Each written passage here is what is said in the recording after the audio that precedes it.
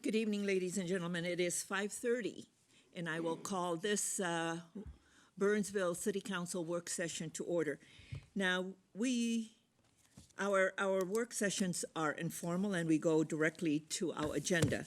Members of the council and community and those in the chambers, item number 1 is being postponed by the request of the applicant, so that's not going to be heard this evening. Before we begin, I'm going to go around the table so all of us can introduce ourselves and also the folks in the audience so that our folks at home know who's around the table and the folks who are here who are interested in the agenda for this evening. I'm Elizabeth Couts. I'm the mayor of the city of Burnsville. Michelle Collins, City Clerk. Dan Gustafson, City Council. Bill Coughlin, City Council. Jenny Faulkner, Community Development Director. Ryan Peterson, Public Works Director. Deb Garris, City Planner. Heather Johnston, City Manager. Dan Keeley, City Council. Kara Schultz, City Council. Jim Rasmussen, ENR Investments. Greg Hayes, Ebert Construction. Max Mulhagan, Eber Construction. Nathan Kramer, Best Western Premier, Nicollet Inn. Regina Dean, City Planner. Doug Berry with Bolton and Knight. Chris Ford, licensing and code enforcement.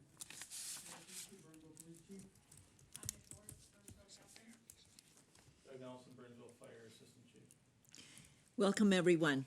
And now we will move on to item 2 on our agenda, and this is the sketch plan review for ENR Investment LLC for a vertical self-storage building to be located at 14450 Nicollet Court.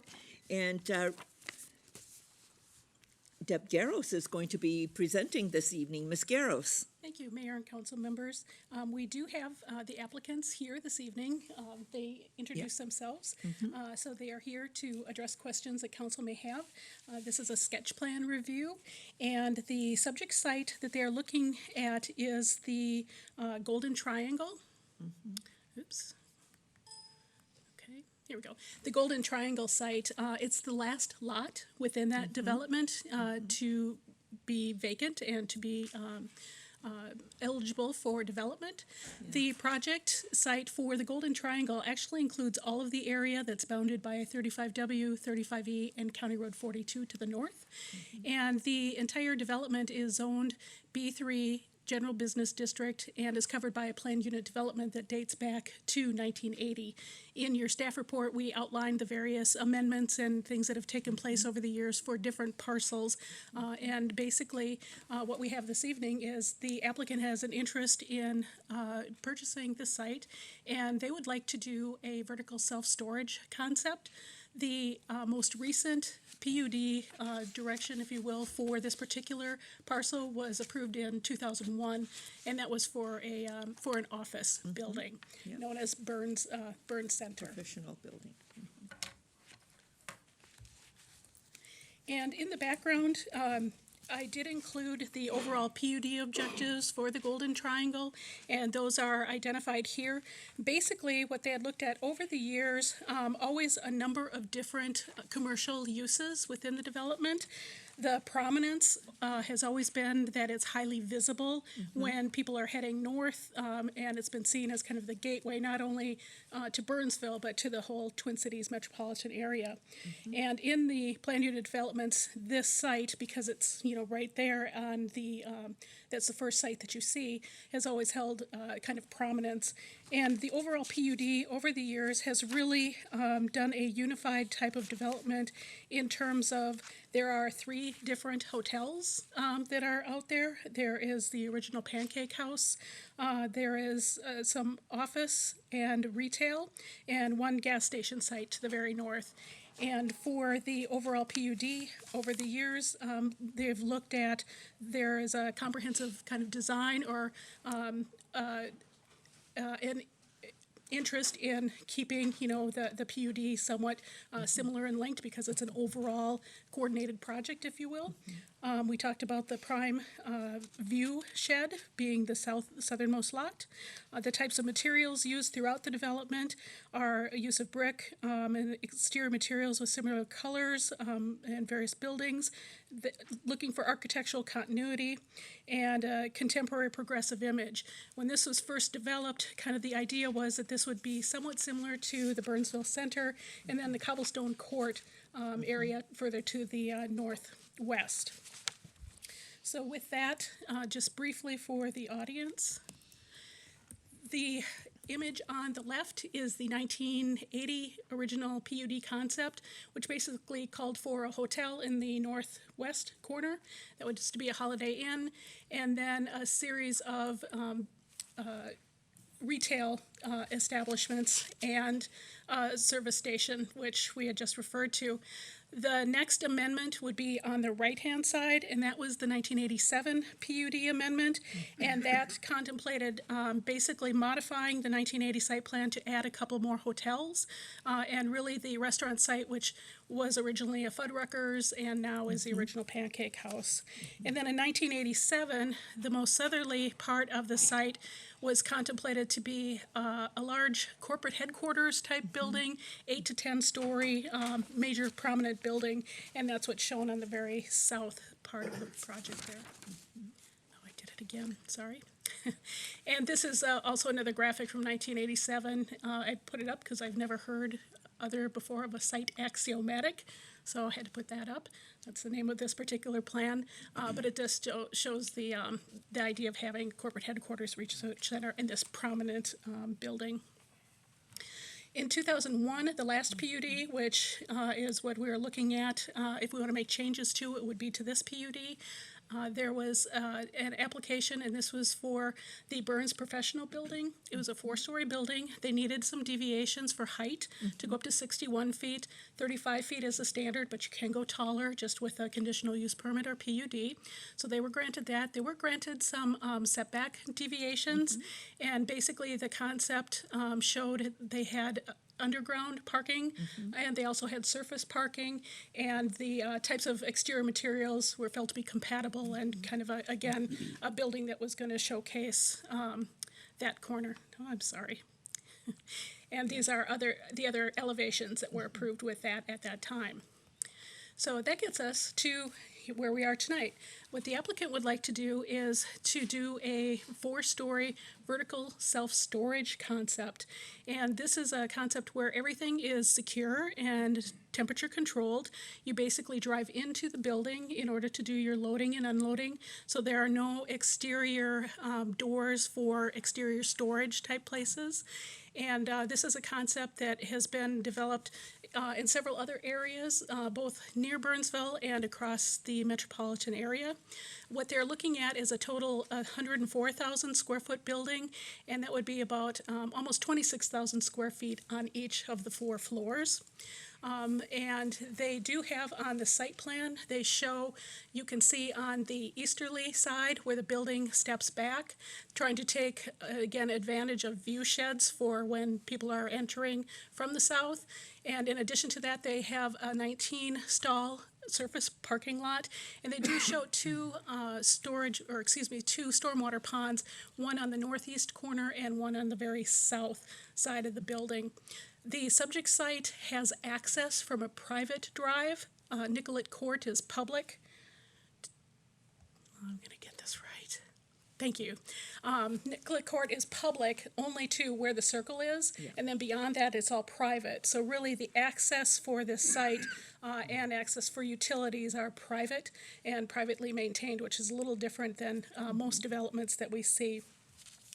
These are some renderings that the applicant provided. Again, on the south left-hand side, you see bottom left-hand side, you see the stepped appearance of the building. It's set up to look more like an office building than a storage type building.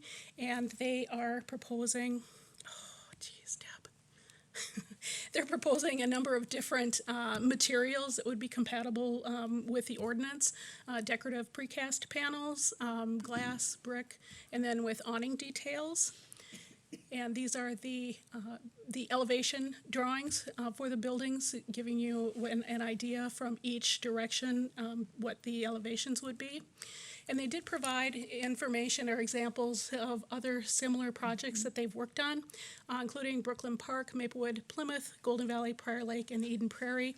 The Eden Prairie site is shown on the top graphic, and then the lower graphic, I believe, is a Maple Grove site.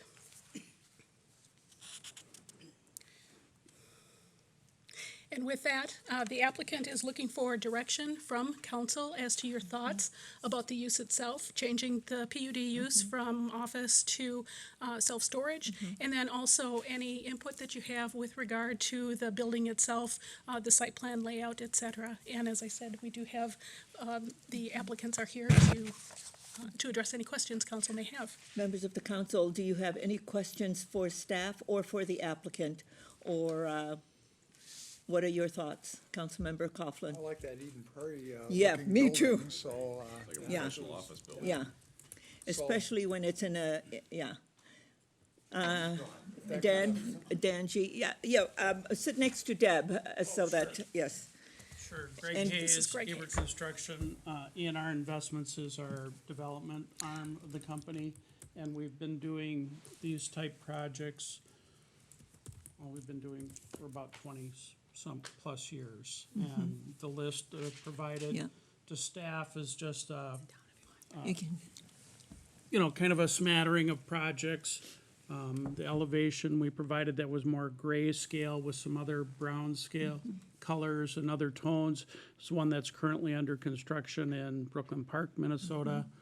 And every city has a little different feel for the colors, but breaking up that mass of the building and trying to get a stepped elevation, we've received a lot of positive comments around the metro area.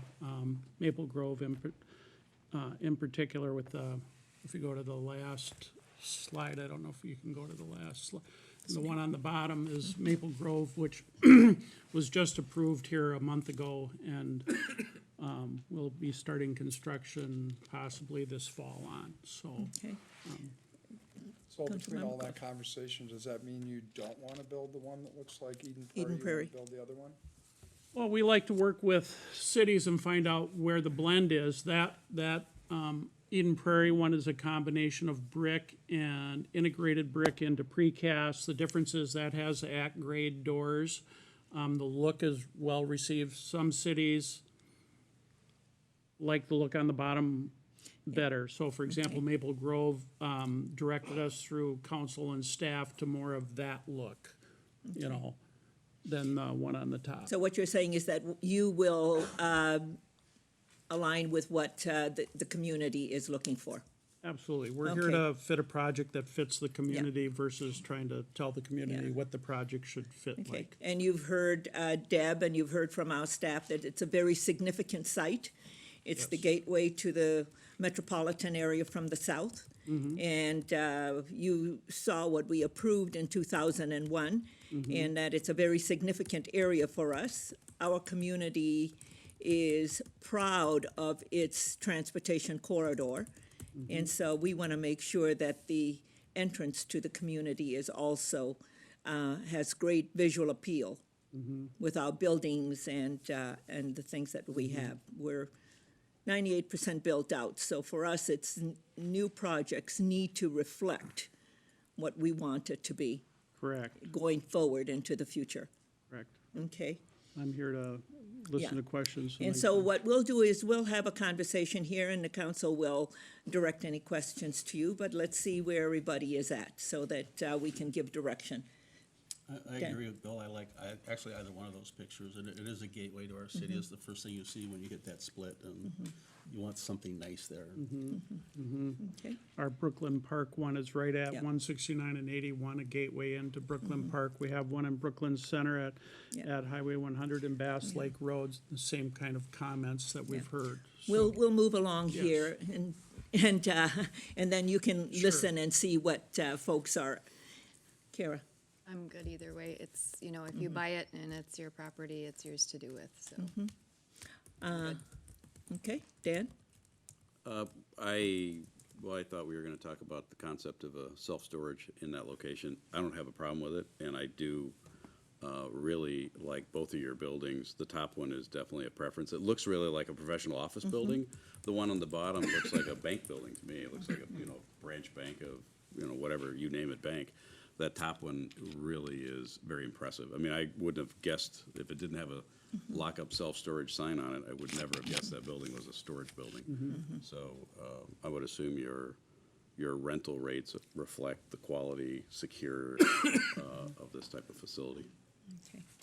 And for me, it is definitely Eden Prairie's look, because that looks very nice, and it looks like an office building. It will reflect what we want our community to look like when people are driving through to go to Minneapolis and St. Paul. It's a very significant site, and so definitely the building that you built in Eden Prairie is preferable. Okay, so members of the council, I am hearing you saying staff move forward with direction, and also the applicant understands that the building that you built in Eden Prairie is the one that we prefer. Okay, absolutely. I appreciate hearing that. I think that gives some good direction. We like to hear that. All our projects are Class 1 materials, high-quality materials, and we've expressed that to staff and around, and Yeah, and We our appreciate staff will work with you to process your application forward, and then with the planning commission, and I see some of our planning commission members are here also, so. any other questions of No, me? or- none. Thanks I for think investing you're in Burnsville. okay. Appreciate it. Thank you. Yes, thank you. Okay. The next item on the agenda is the hotel licensing discussion. And Mr. Forsland and Chief Giesecke, I think are presenting this evening. Mr. Forsland.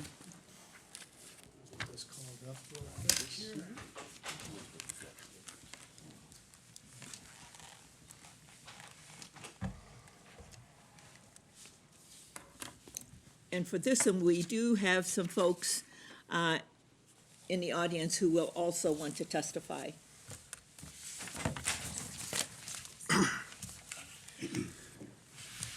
Good evening, Madam Mayor and council members.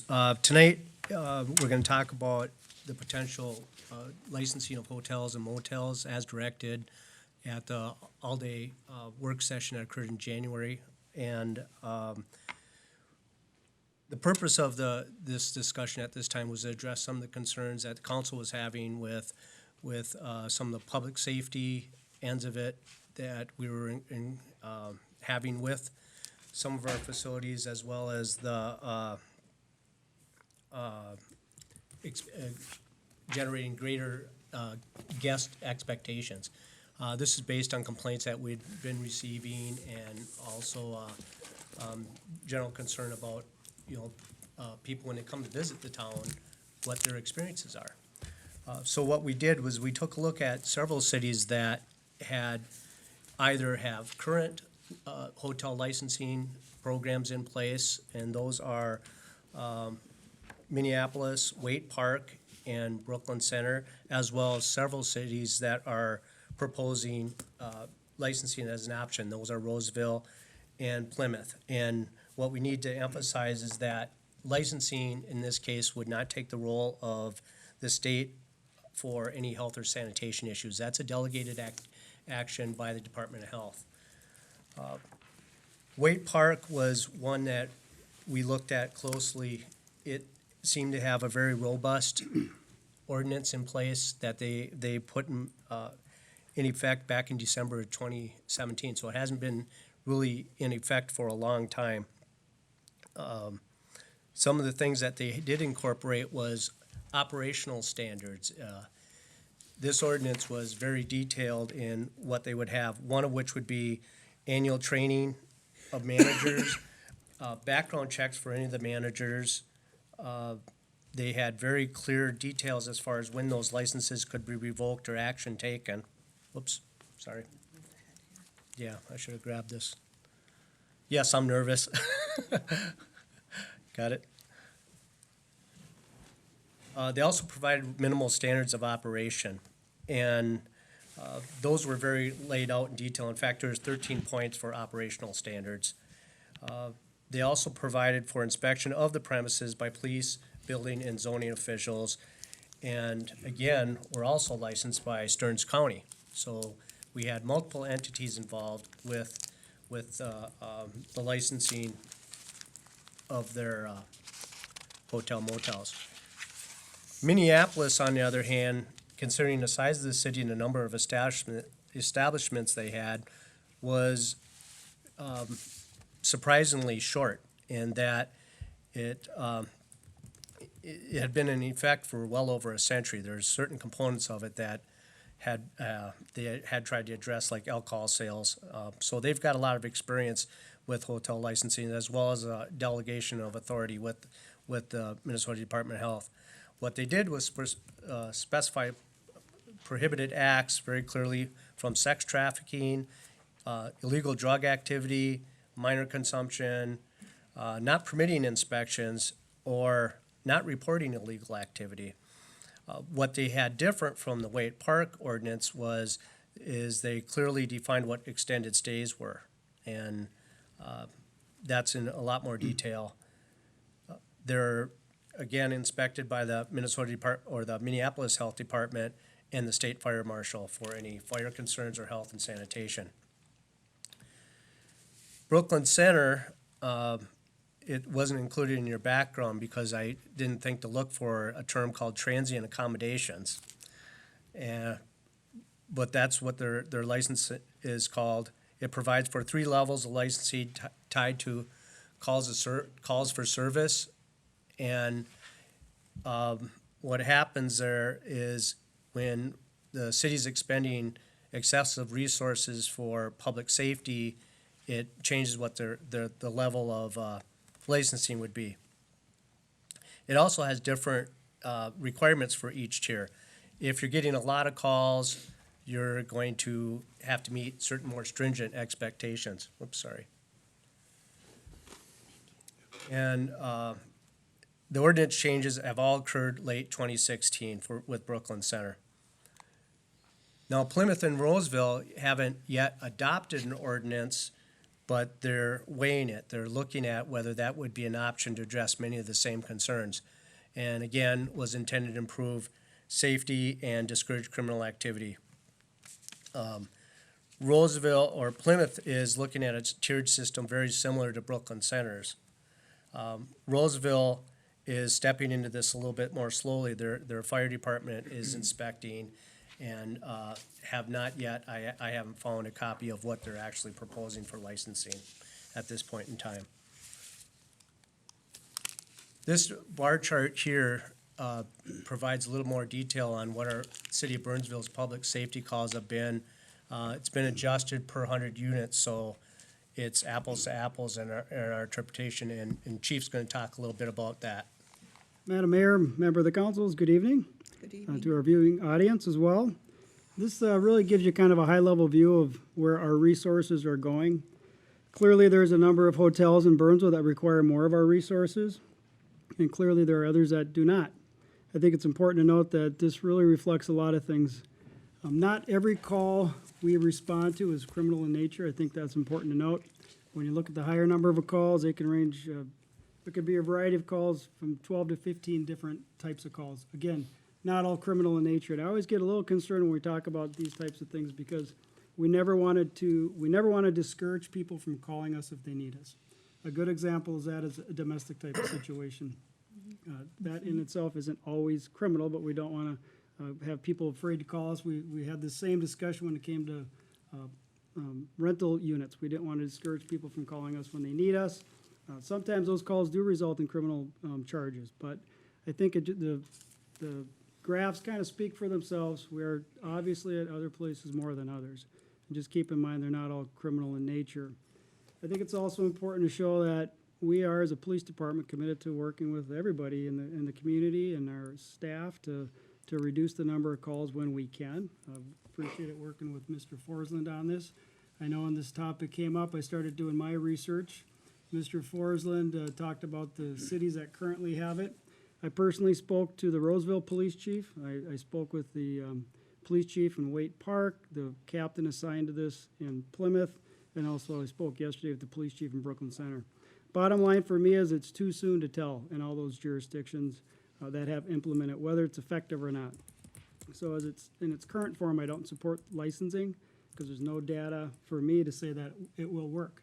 And that's a concern. I don't want to commit to something if it's not going to generate the results we're hoping for, which is make Burnsville safe, reduce the number of calls when we can. So that's my position. I don't think this is the type of situation where we can arrest our way out of it or citation our way out of it. I think we have utilized the resources we have in place, but currently there's some challenges at a few of the places that we need to discuss and figure out a way to get after. But I don't think licensing at this time is the right thing to do from my professional opinion.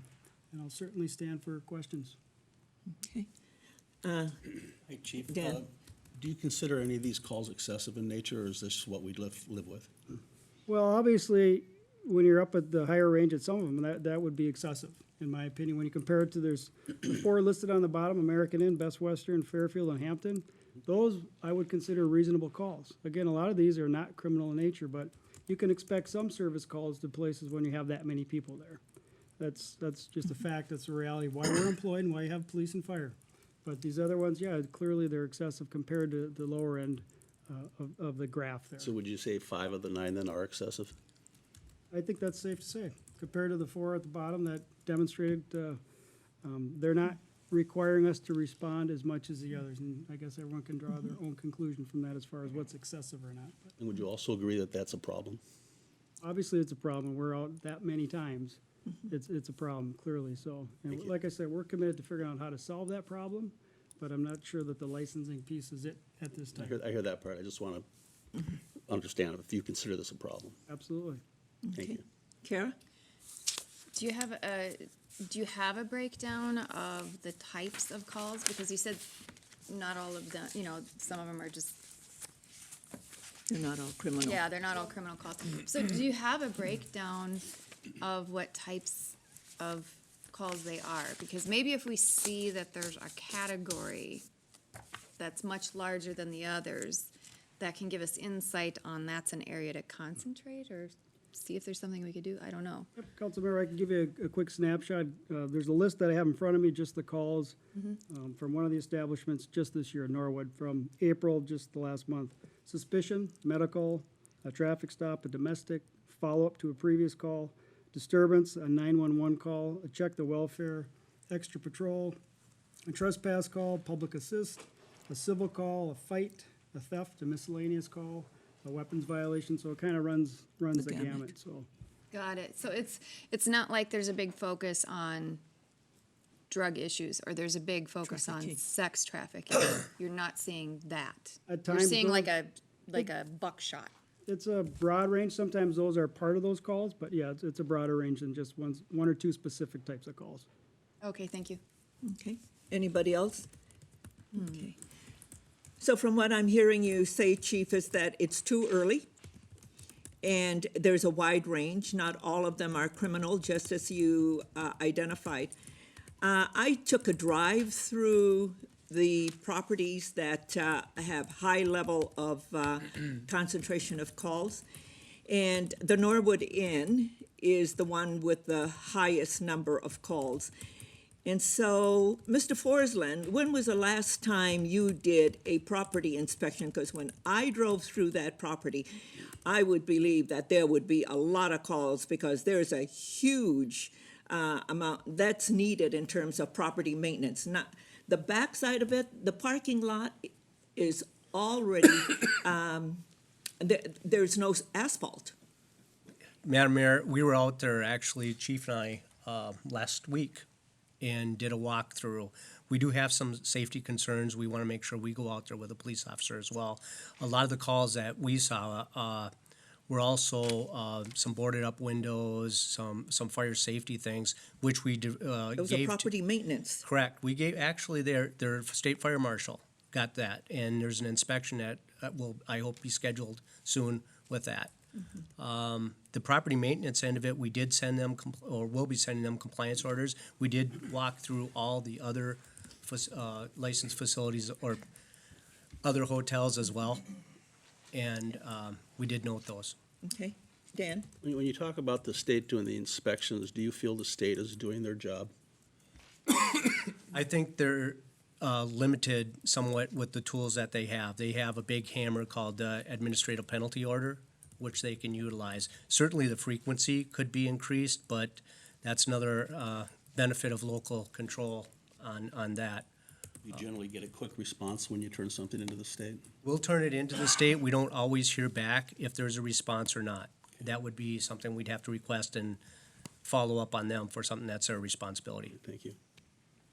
Any other questions? Okay. Thank you, and I think we have some folks who are here who would like to testify. He's not done. Oh, We've he's got a not few more done. things that need to, Oh, sorry. okay. Got a ways to go. Okay. Yeah, we want to address these issues first, Now, but when the chief says Let's not just stop on this. when the this chief part. says, well, it's too early and, yeah, exactly. Other considerations, well, it is different from rental. Guests are transient in nature. They're coming to the city. They're not living here. And so how we approach that is a little bit different. Enforcement is a three-legged stool. It's going to involve, at least my version of it, involve our police partners, our fire partners, and the enforcement end of it. And it works really well with our rentals because we have all that in place.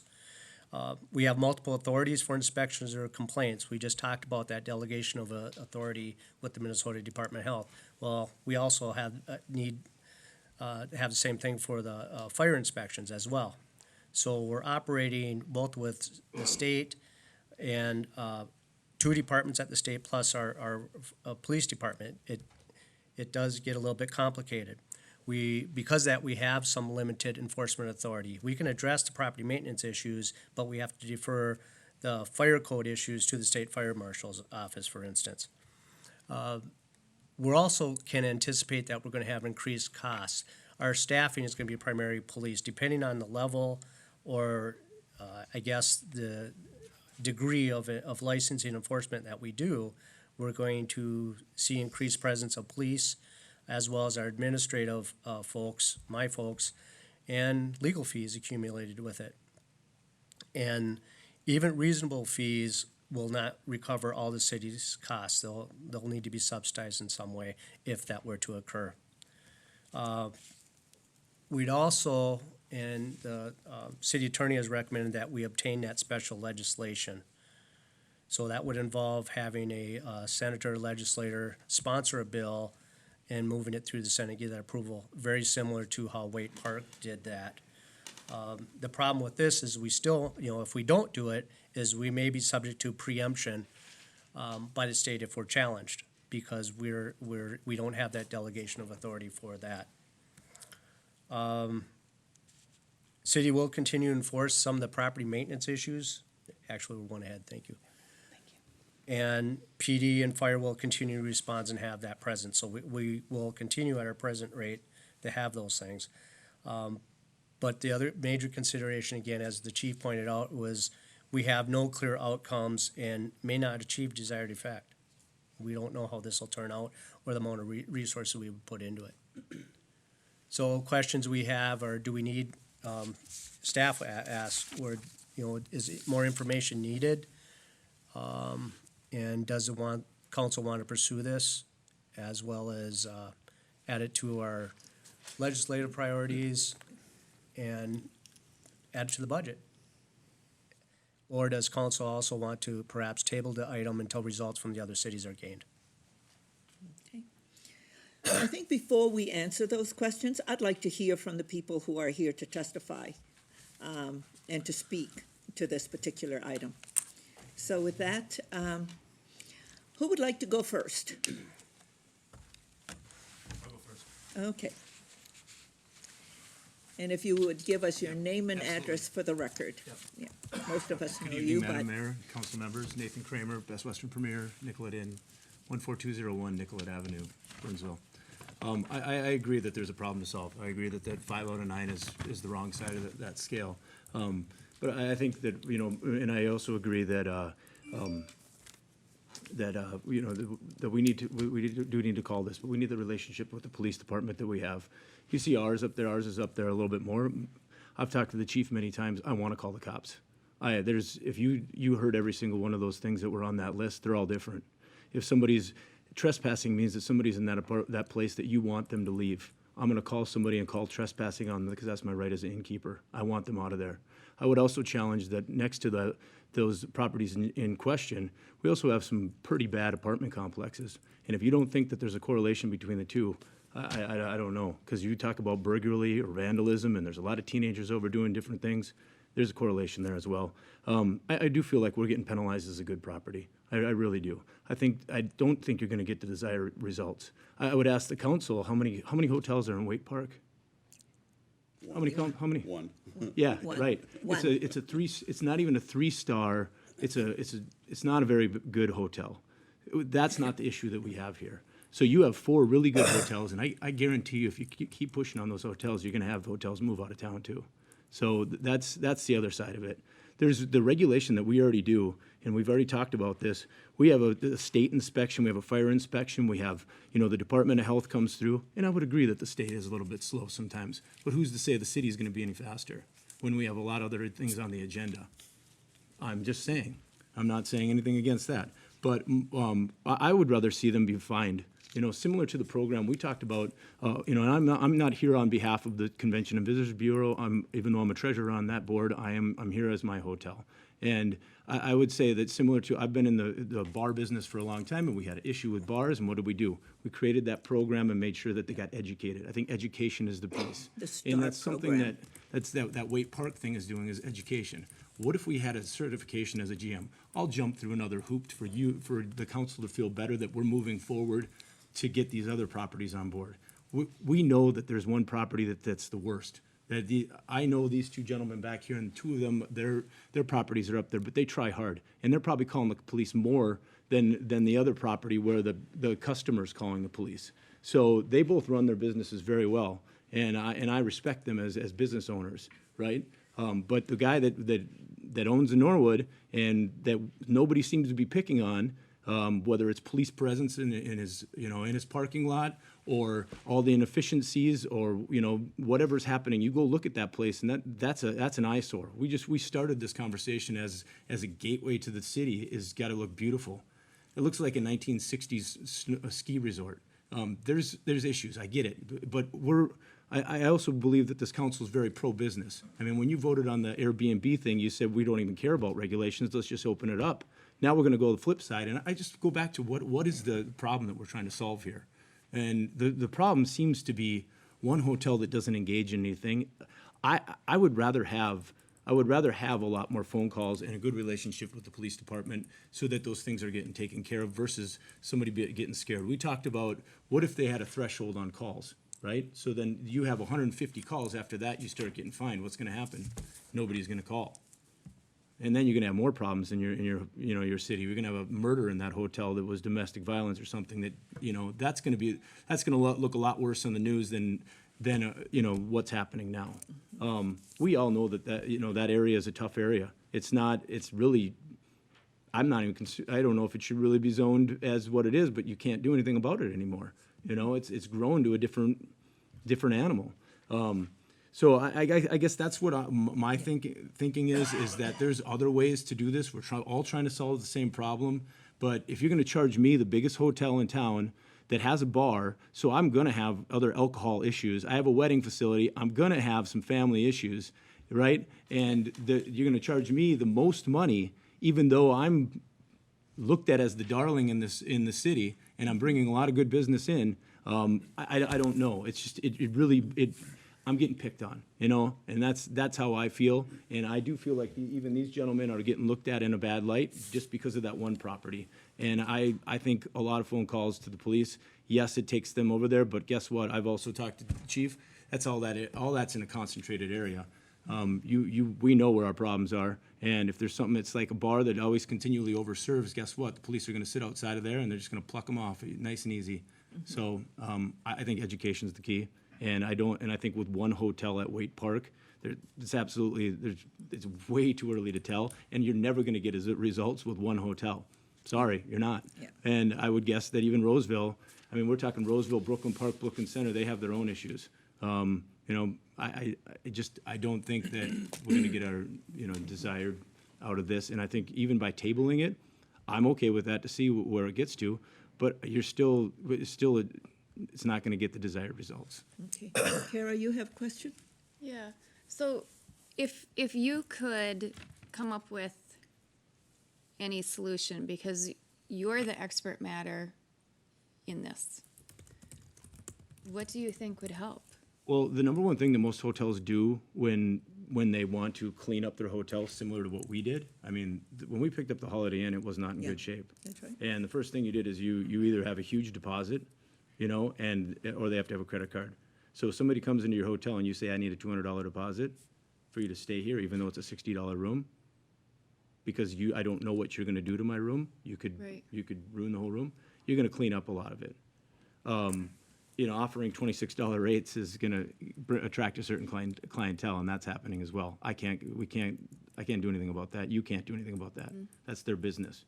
Yep. You know, the complaints about Norwood not cleaning, their towels or not vacuuming and cutting every corner, I can't do anything about that. The health department can do some of that, but they really can't do anything about it. I really think it comes back to just picking on, for maintenance stuff, and I know it sounds, tick for tack, but, like ticky-tacky stuff, but it's that and education. You have to get them, we pay for any, I pay for a flag for a reason, the flag being Best Western, and most hotels that are a flagged hotel have to go through strict guidelines, but you also get more booking out of it, right?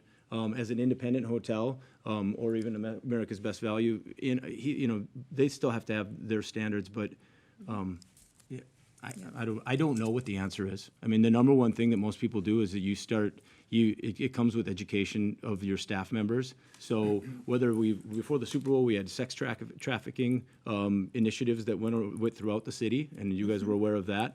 Similar things like that. I just think that, what we did with the bar program and IDing people and doing checks is gonna cost the city a lot less money than this, because I think in the end, it's gonna be a money pit. Yeah. So Nathan, you, at the beginning of your testimony, you rattled out all of the license that you have to, do you pay for all of that, the state and all of those? I don't think we pay a fee, but we don't pay for when they inspect. So you pay a fee for those licenses, because you Yeah, for the rattled out license, a yeah. list of things Yeah. that you, Yeah. I mean, I pay a significant cost to Best Western monthly, and but AAA comes and inspects our property and says what rating we have, and they don't charge me, right? Okay. But if I can't be on their, on their page without a proper rating, like they don't pass me. yeah. And that's something, we talked about before as now on the CBB side, we were talking, well, how do we ensure these hotels are up to this standard, then we won't put them on our website. Well, they're paying lodging tax. It's an ethical thing. We're going to, we're gonna promote them all. So I think, it's involvement in education. Okay, Elizabeth, okay. Dan? it's nice to hear what you had to say. You and I talked last year about this, Yep. and you expressed you had some concerns about some of the hotels as well. Listening to you, would you think something like a best practices type situation might be best for the industry out here? Well, I think that, yeah. Where that- certification comes through the city as a best practices hotel? and- Yeah, it's something like it's education based, right? So It's education based, it Same educates thing. your managers, your staff, it educates the Yeah, I public think- that Well, that it you're a was us- hotel that has a best practices certificate, and One of Yeah. the things that we had, and Jenny, if you remember, we had the STAR program for our bars, and when they have 3 strikes, they're before a committee, and then it comes to the city council whether we pull their license. And I think bumpers, and then they have a STAR program, and if you remember, I don't know who. Yep. And they can that is one way, so there's no fees, but there's a penalty. Well, I'll tell you what, if you made one of those, like if the Norwood had 3 strikes and you told them on a Saturday in June that they had to close, how would that feel on a Saturday in June if you were closed? That would hurt you a lot, right?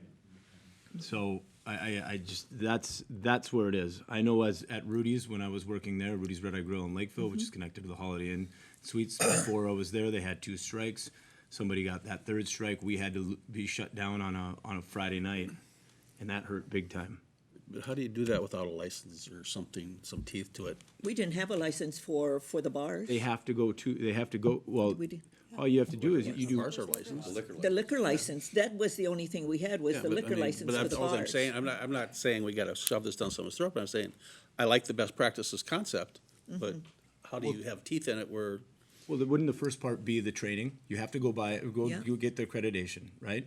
And then and then they have some kind of a check, policy where they go and show up at the property, and if they're deficient in so many check marks on there, Yeah. that's your first warning.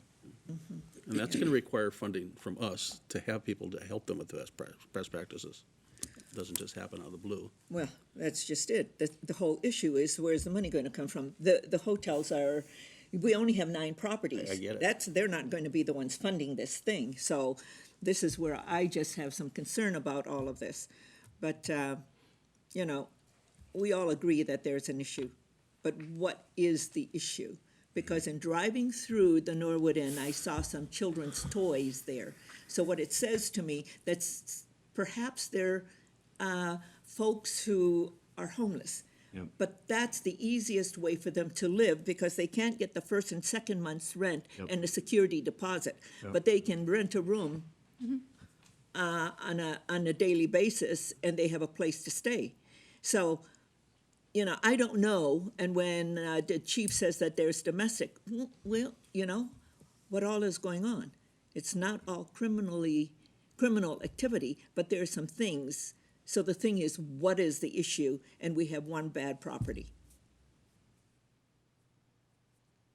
So, Dan, Just clarification, the state has the enforcement activity, correct? of They've got the public teeth on it. health and. Yes. Yeah, Yep. So we can put a best practices in, but if they fail, we would have to plead to the state to enforce Yeah. a license, Yeah. revocation, or suspension. yeah. What's the likelihood of getting the state to do anything That's what, successful? Well, today? that's been the problem. That's all the problem, because we have to go get legislation if we're going to want to even move in that direction. Yeah, Bill? Still, just like I was the all day, I'm not for Yeah. licensing the hotel. Me too. And my backup position was that, that even though I wouldn't waiver, that it'd have to be revenue neutral, because it's not inexpensive. And the taxpayers of Burnsville, the homeowners and the businesses should not have to subsidize this. So, but again, I'm not wavered in that position. I'm not for licensing hotels, and so.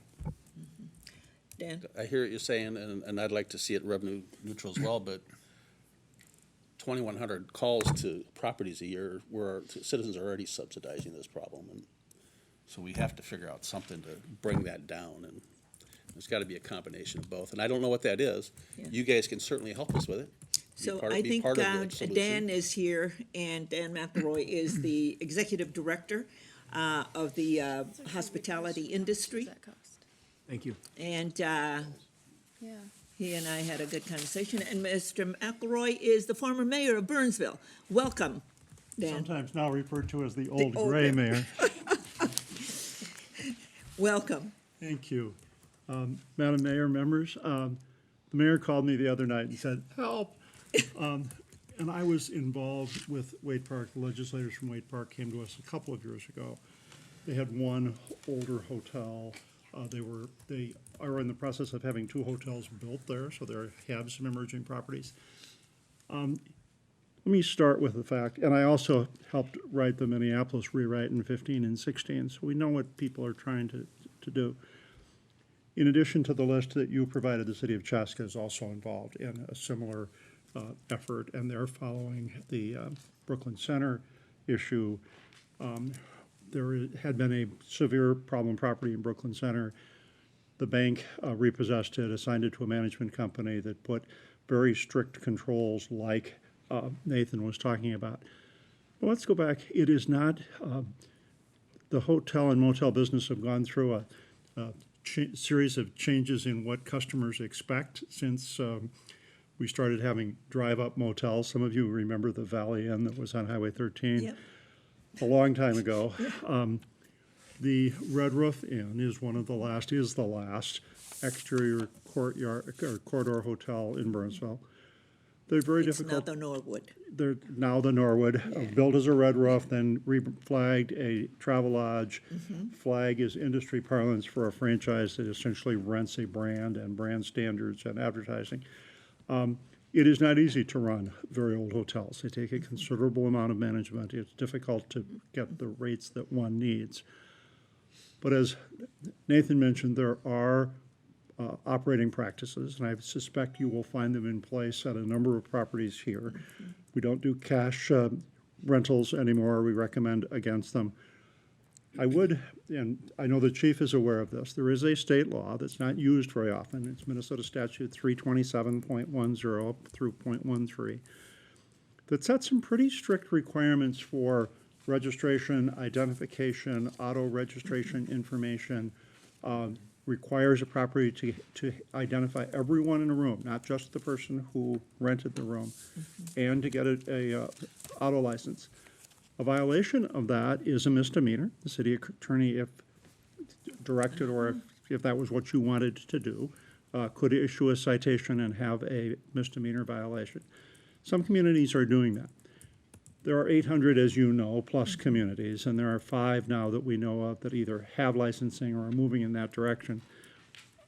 Minneapolis is a unique circumstance because it has such a large market. They still have some drive-up properties, and I'm not going to name them because some of them are members and friends of mine, but they're hard to run because it's hard for them to compete with a multi-story hotel with a more modern pool and better air conditioning and more features. Interestingly, Holiday Inn, Choice, Ramada no longer will franchise a 2-story property. A hotel has to be 3 stories or more, has to have elevators, they have to be more architecturally modern. That's made it harder for older properties to compete. There wasn't legislation discussed on the floor of the House today to require sex trafficking prevention training for hotels. We've been working with the Minnesota Department of Health. I'm not sure it's going to make it all the way through the process this year. It may, but training is a part of this. Perhaps working we're happy to provide some curriculum, but we don't have the resources to do all of the training, but we can help with that. That's good to know. And some of these are common sense things, but some of them are also discipline. And it's hard when the mortgage payment on a hotel may be significant, or a payment on a contract for deed, and somebody comes in at 6 o'clock on a Sunday evening and they've got a $100 bill in their hand. It takes some management and some discipline to say, I can't rent you a room unless I have photo ID and a driver's license and take the numbers off your card. And interestingly and somewhat unfortunately, the challenge of having undocumented immigrants who don't have a driver's license or don't have a terrible time getting a credit card. They may not travel a lot, but they are a set of our neighbors that have a challenge with this. Our association, our industry has been supportive of creating a limited driving credential for all of us so that people could have ID for all. That would go to solve a small part of this problem. But I join Nathan in commending those who are willing to do the hard work and make the disciplined decisions to run older properties. The owner of the Norwood is also the problem in Chaska and in Roseville. Okay. So those communities who are doing the licensing, it's the one owner of these properties. And look at how many people are dancing and working to try and solve one bad owner's. Well, I don't know. I don't know the man personally. I have talked to him on the phone, but he may be in challenging circumstances, but it is going to take better management and discipline. The Norwood in Bloomington was sold for redevelopment, but it was a site on 494. It's going to be a Holiday Inn Express. That site on Aldrich probably isn't conducive to that. Okay. All right? Any suggestions as to how we should help solve this issue? I think the fact that you have sent the message that if the operators working together can't solve it, that you may have to go to licensing. I recall when the city made the decision to go to unit licensing for rental apartments, and it wasn't an easy decision. And it wasn't the first recourse. Our Minnesota Lodging Association's position is we listen to the members in each community and try to find a community solution. But we didn't oppose the Wade Park solution because they had tried everything else they could think of and that Stearns County or the Minnesota Department of Health could think of. I will bring your concerns, and I think you might want to invite a representative of the Minnesota Department of Health to come to one at the Food Pools and Lodging Division, to come to one of your work sessions and learn more about what their limitations are. They have some limited resources also, but they do want clean, safe, sanitary hotels, and they'll do what they can to help you. Okay. Dan? Question, who can issue a citation under 327.13 for any violation of 310, 11, and 12? And the chief can help me here, but it is a state law, just as traffic regulations are a state law, or the liquor, state liquor law 340A is a state law. So a Burnsville police officer is, or any licensed police officer, authorized police officer. But can- first, we need to hear from the management that they, how do we know that they didn't have, that they didn't comply happy with to- the law? What the law says is that and I have a copy, I can read it to you, but I hate to read things to people. Just tell us. Is that records have to be available for inspection by law enforcement for up to a year. Okay, And so any police officer who walks in and says, I'd like to know who's in room such and such, or Okay. I see that you've got a car out there with such and such a license plate. okay, And the chief can explain about resources, but the law would provide a tool if people fail to know who's on their Okay. premises. okay. Now I understand how that can be done. Then we can see, because I wasn't quite sure. When you're speeding, you know you're speeding and someone will see that you're speeding, but you don't know who's checked into a hospitality facility. We have had a number of circumstances. Roseville was one, where the Roseville, and Chief Giesecke spoke with the chief. They went in and asked to see the records at a problem property. And it isn't perfect, it isn't magic elixir, but it is one tool. Okay, Chief? Madam Mayor, members of the council, thanks. Good to see you again. Thanks for coming. Yeah, we're familiar with that statute. Typically, most of the places are familiar with it as well. It's a tool we utilize. We go on, we'll look at the list. And based on that, sometimes the officers are looking for a specific person. That falls in one of the categories you might see of proactive police work. We'll go out, check the registry. We may be looking for someone, make an arrest. So we utilize that statute. Okay. The tricky part is when the documentation isn't accurate, or it gets back to management and the people behind the desk may not be presenting us with all the information. So I guarantee if I go to Nathan's Hotel, I'm gonna get accurate information. Okay, He runs a good business. The other places, that's where it becomes challenging to be able to prove, and that was one of the issues with one piece of the licensing proposal. You have to prove that the manager or person on duty knowingly did X, Y, or Z. Sometimes that's difficult to prove. So you're only as good as the information you're provided by the person behind the counter. Again, it boils down to management and getting good people, good staff. That's not the police department's responsibility. We'll try to find those holes and get after it, but it really is a challenge, and so they're crafty. We have had challenges with Norwood, with their staff not being necessarily cooperative, and we apply the laws that we can at the time to remedy that. So that's where we do our proactive piece, but it is very challenging. I'd say majority of the hotels in Burnsville, you go in, the registry is as it should be.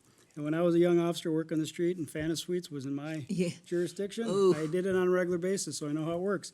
And more importantly, and I can speak to Nathan about Nathan, he's committed. He's contacted me personally, asking me, what should I do about this? Should I call? So I know he calls us when he sees things that are a concern. He does a good job. Best Western does a good job.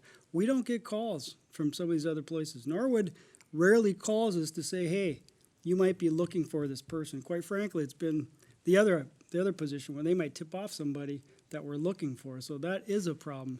It boils down to the management and the people working there. So the tools that we have in place, When people are following the rules, works great. When they don't, then it becomes very complicated, so Okay. hopefully that Madam Mayor, helps. we hear the same thing in other communities, that it takes some discipline, it takes a person with some management skill, who's Yeah. maybe making more than minimum wage and has had some hotel management training. We have classes available, certified hotel manager, certified hotel administrator, but it takes some interest to do that. Yeah. And the hardest one is knowing everyone who's in the room. Yeah. So many of the property management systems, property management is the computer software, and each of the brands has their own. Some of the properties may still be using a more manual system, but they want to know everybody who's in the room, in part to limit the wear and tear, but also for the comfort of guests and law enforcement. No hotel operator ever wants a crime to be committed in their hotel. It is hard on their employees, it's hard on the property, it's bad for their reputation. Okay. Very good. Dan? Chief, do you find that you get cooperation from most of the hotels? I would say yes. Yes, please come to the table and give us your name and address for the record. Thank you, Mayor. Everybody. Thank you for coming this evening. Yes, my name is Badresh Bhakta, and I'm from the America-based Value Inn. Yes, America's Best. You're Very right next door. Next door property. So I think I do know much more about what's going on to my area. And the reason I'm speaking, because I'm also affected by the lately management. I know the owner of that Norwood Inn very well, and I spoke to him several times also. I have 4 hotels myself also, but it's draining me out with this one because of the next door activities. I still doing night shift at my hotel currently. There are several things which I adapted. I bought this property from 2009, and as police chief knows what I have changed as a customer.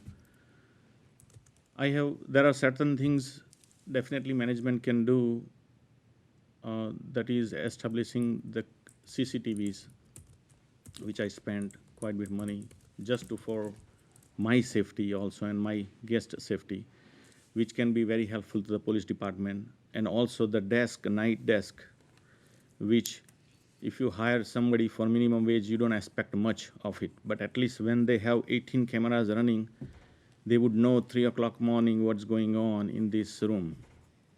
And when the police officer stop by, then you can tell them that this is the thing is going on, which I have helped police department several times, risking my life, I would say, because it just very difficult for them, the criminals, they don't have to lose anything. But if they find out that we are the one giving the information certain things, then we are risking our lives also. So, but we do want to cooperate with the police department anyhow. I do adapt a scanner which scan their picture ID, which we keep it until they check out. Or maybe if there is some other activities, when we keep it for several days, just for our quality of operation. So that's the way, sometimes we forget the names that this person stayed and what he did and what he is doing it.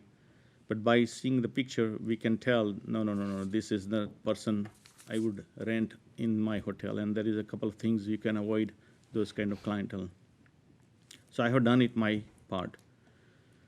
The next door, I spoke to the person, and I don't know, is anybody is representing Norwood? No one is in the room. I see Mr. Uday is here, and he's prime. He's a prime rate. Prime rate, but See, I we don't. spoke previously, and I called personally to the owner also, that get involved. Because my property in Hudson is totally different clientele.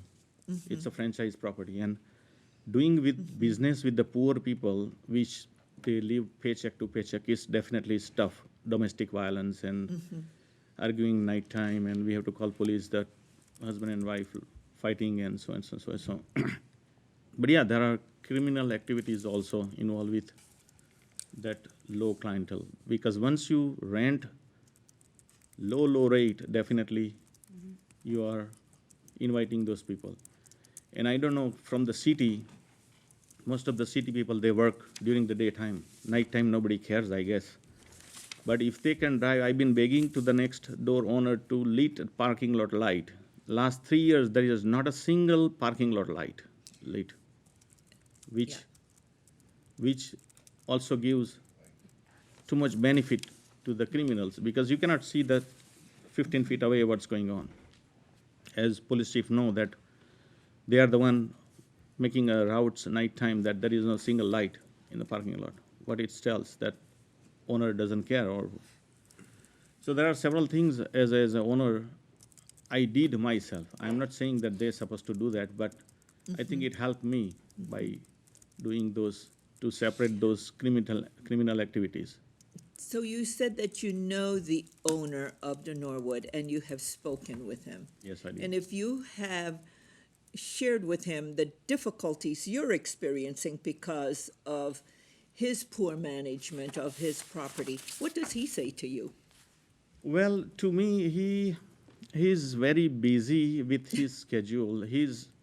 Everybody does have their operating style. I follow my grandfather's. Eat less and stay healthy. If I want to rent 10 rooms every day, making money, I can do that at my location.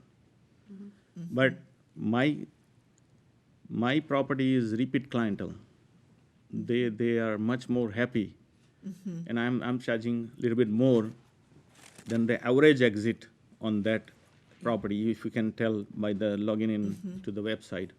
Because I don't want to offer low rate and have those kind of troubles to myself. Yeah.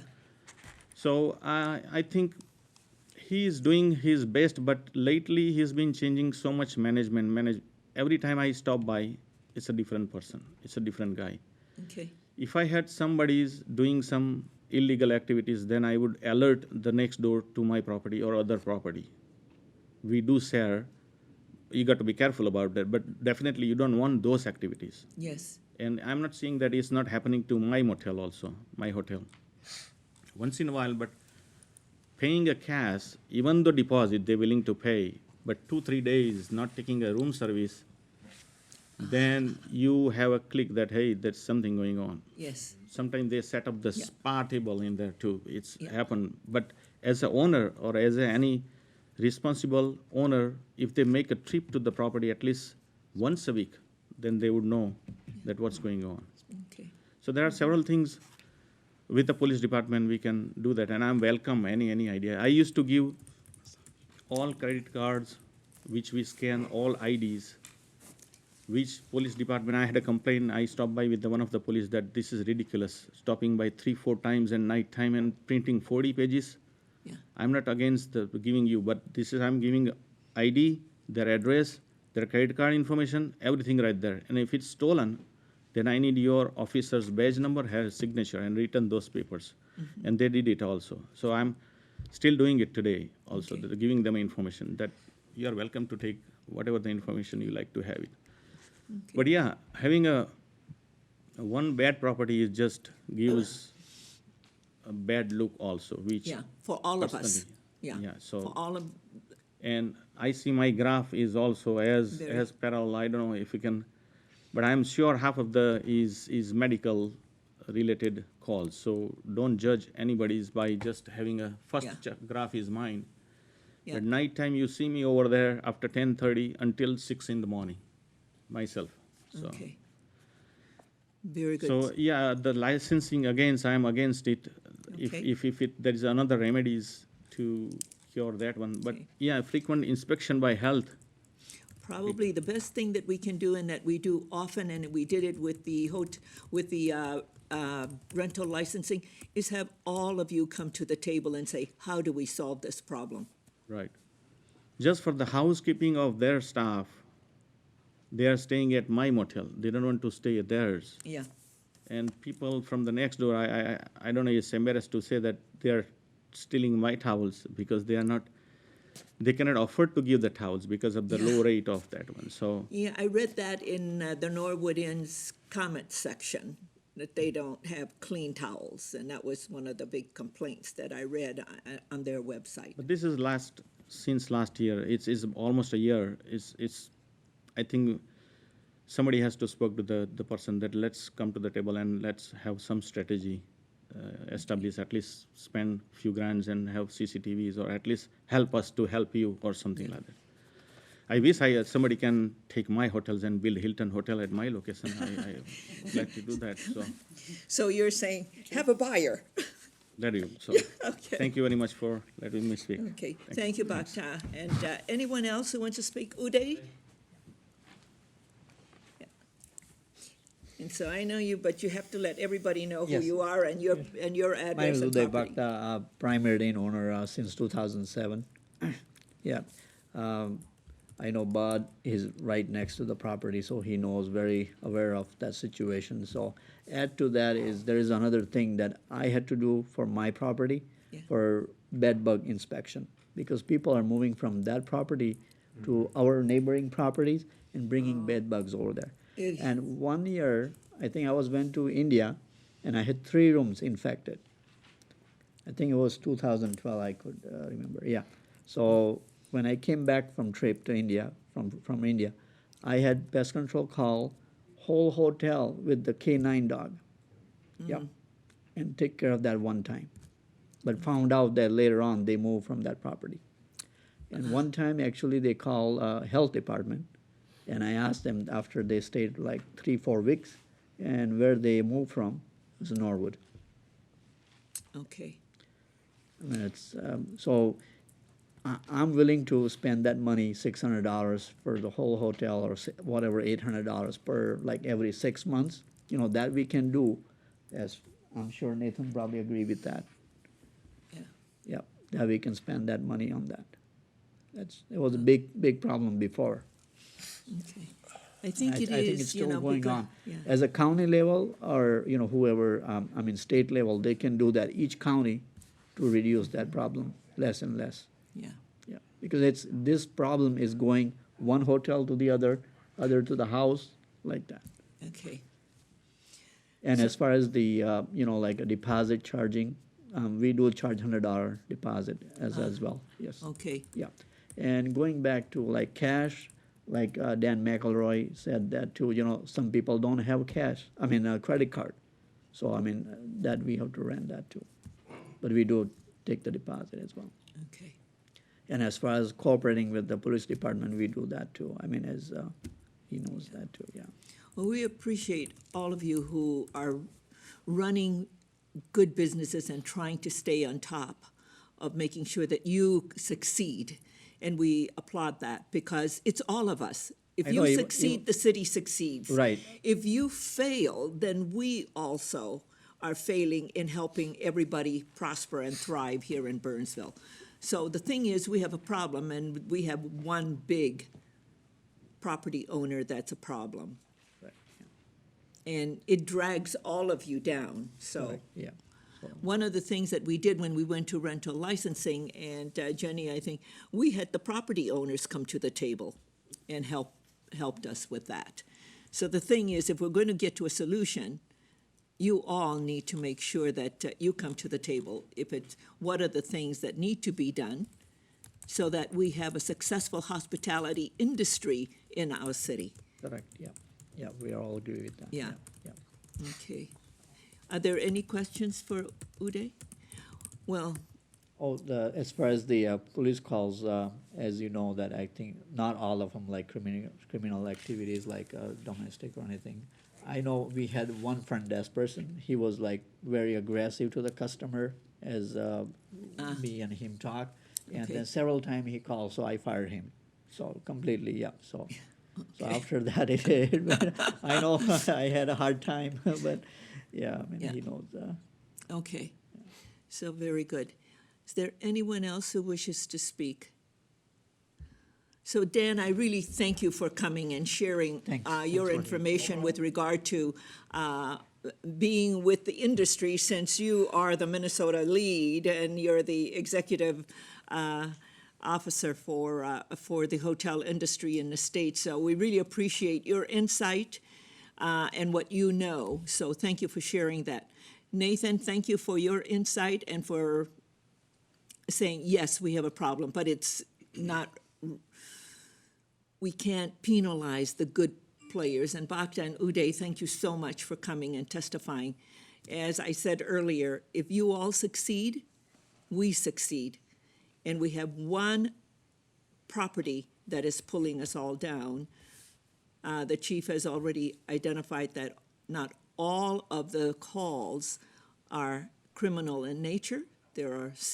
They go across the spectrum, and we want to make sure, like the chief said, that they call, that you all call, because that's what we need for our community, is to be a safe community. But that reflects on the number of calls, but that we don't know what those are. But I think there's some things that we have to do also. And in property maintenance, we cite our residents. We need to cite this business.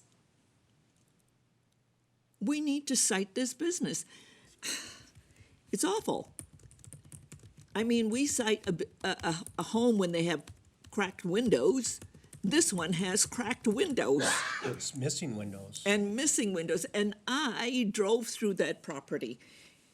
So there are many violations that I saw. Right, and they're gonna be getting notice on that. We get actually very few complaints on any of our lodging. We get complaints about the interior, which we don't have any authority to do. Yeah. We have to hand them off either to the Minnesota Department of Health or the State Fire Marshal's office. Okay. Members of the council, do you have any other questions, or staff is asking for direction? I don't believe I have any. Okay, Bill, and then I'll go to I Dan. made myself clear. Okay, yeah.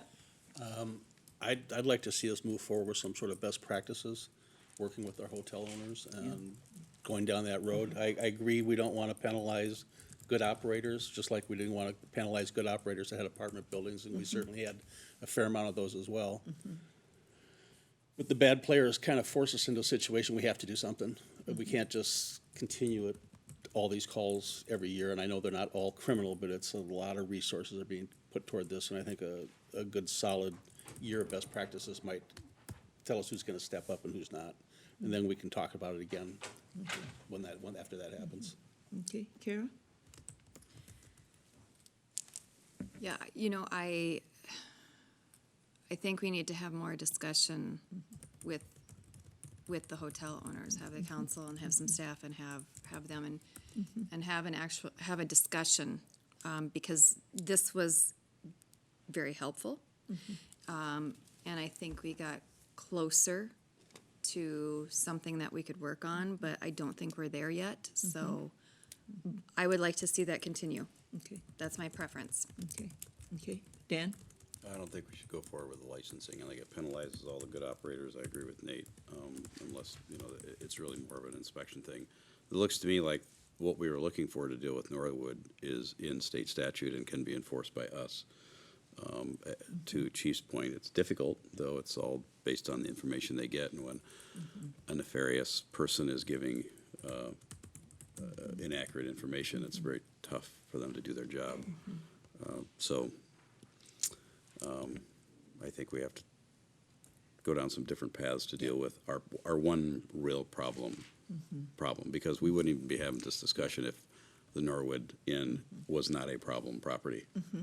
And apparently Chaska or Roseville wouldn't probably be going down this path That's either. If that property was run the way our other properties are.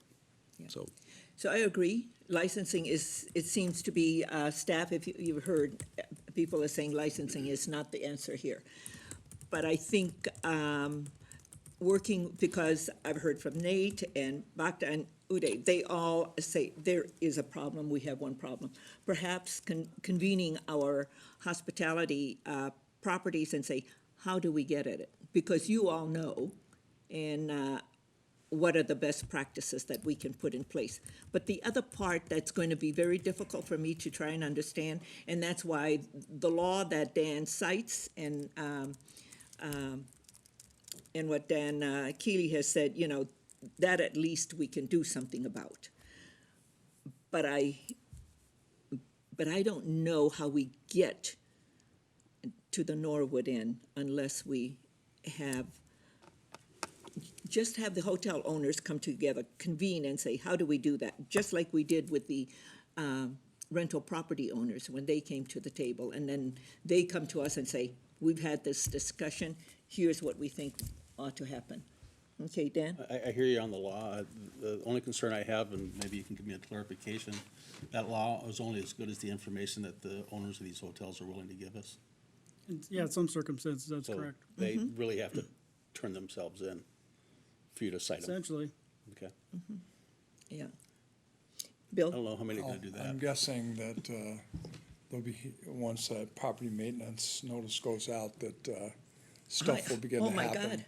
I'm guessing, this is pure guess, that they'll be well inspected from a maintenance standpoint, as they should be, based on what you Drive-through, I you did. described as part of the problem and what was described on the record today. So I'm, again, at this stage, I'm satisfied with seeing what that brings, but that's. Okay. What is the consensus and direction to staff? Do we have a consensus to have the hotel owners be convened and get at what they believe is a solution? Doesn't have to happen all in the next few months. Our staff is busy. We can take a year, just like we did with the rental licensing, if that's the direction. Because there are, I think all of us are saying no licensing. Is that correct? Let's get that on the table first. Understood. At this point, yes. Yes? Okay. The only other part is convene the hotel owners and find out what is the best practice and how do we get at this I don't problem. think we should wait a year to start trying to solve this problem. I think we should start trying to solve this problem as quickly as we possibly can. Well, we can start with property maintenance. Yeah. Then get- Property convene maintenance, and but then the thing figure out if is- there's the best practices Okay. we can do. Uday and Bhakta I saw 'em. they're very busy and they don't have a lot of staff. So let's also be conscientious about what time they have to be convened by our staff to look at this. Nathan is also very busy, but he makes time. So Heather, you have. Madam Mayor, some of the things that some of the testifiers said, were interesting things that we can take back, and things about, lighting and other things that we may actually be able to address, that it sounds like a lot of the hotels already have, and so perhaps we could do an interim step where we try and identify some of those external security type things that the council might want to consider to change in the ordinance. Float those by the hotel owners, but then come back and maybe do that as a first step. I think the property maintenance stuff, then we can report back with the property maintenance results if that's been some successful. And what you're suggesting with regard to, and I know that Bhakta spoke to this, lighting and security. We did that with shooters. So And some of that is with liquor licensing, and with so we liquor- just have yeah. to see the comparability, Yeah, and so so we have a that's, little yeah, more we're teeth not, with liquor we're, licensing. it's not like we're setting new precedents. We've done it in other, so that's a good first step. That works for the council, we can certainly take that as a first Okay. step to try and. Are you all in favor? That's so property maintenance and look at these other things like lighting and so forth. Is that okay? Okay, staff? All right. So that's the good first step.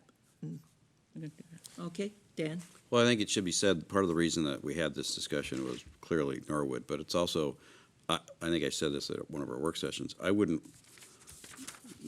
I think it's unfair to the other hotels to have a player like that in the city and have nothing be done about it, or have our hands tied and not be able to do anything about it. Yeah. Because it's dragging down the city's reputation, it's dragging down Yeah. the neighboring properties, it's spreading bed bugs from, there's nothing good coming out of that property, period, end. Not rates, not reputation, not client list, not quality of service, nothing good is coming out of that property. And we're trying to figure out how we can get our arms around controlling it or helping to what ultimately would help the other properties in the city. Yeah. It's giving Burnsville a bad reputation. It's dragging down, as we all know. Yeah. We had hotels come and look at Burnsville and consider us, and they said, your average daily rate is too low. we can't make the numbers work. Well, who's dragging that down? Norwood. Mm-hmm. So Yeah. So this. whatever we do, I think the hotel property owners should be a part of it. Oh, Because there's no absolutely. better regulation than those that can regulate Yeah. themselves. Well, that's but- the Burnsville way, is have the property owners a part of it. So,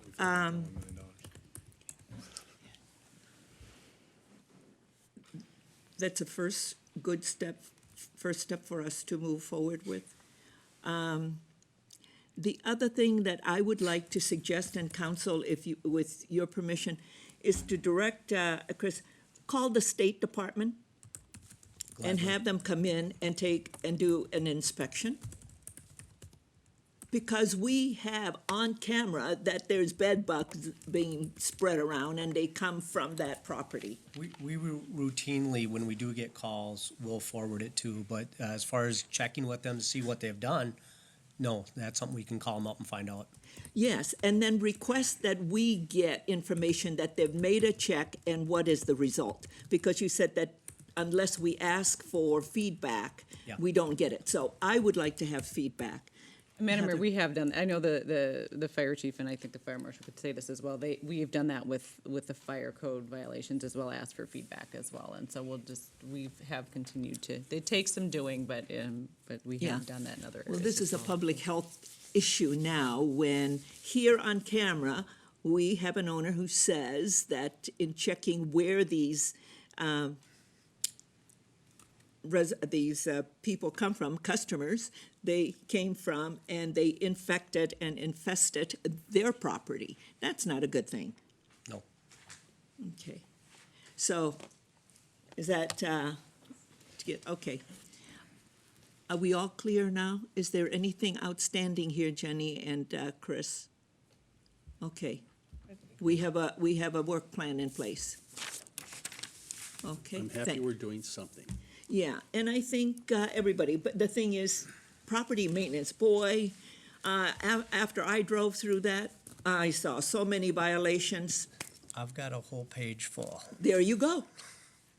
yes. I saw a whole lot of it just driving through. Yeah, we've already taken some actions and notified the appropriate authorities who can't have the legal responsibility to enforce that as well. Okay. So the ball's been rolling. Okay, It's just we haven't seen what happened yet. okay, thank you.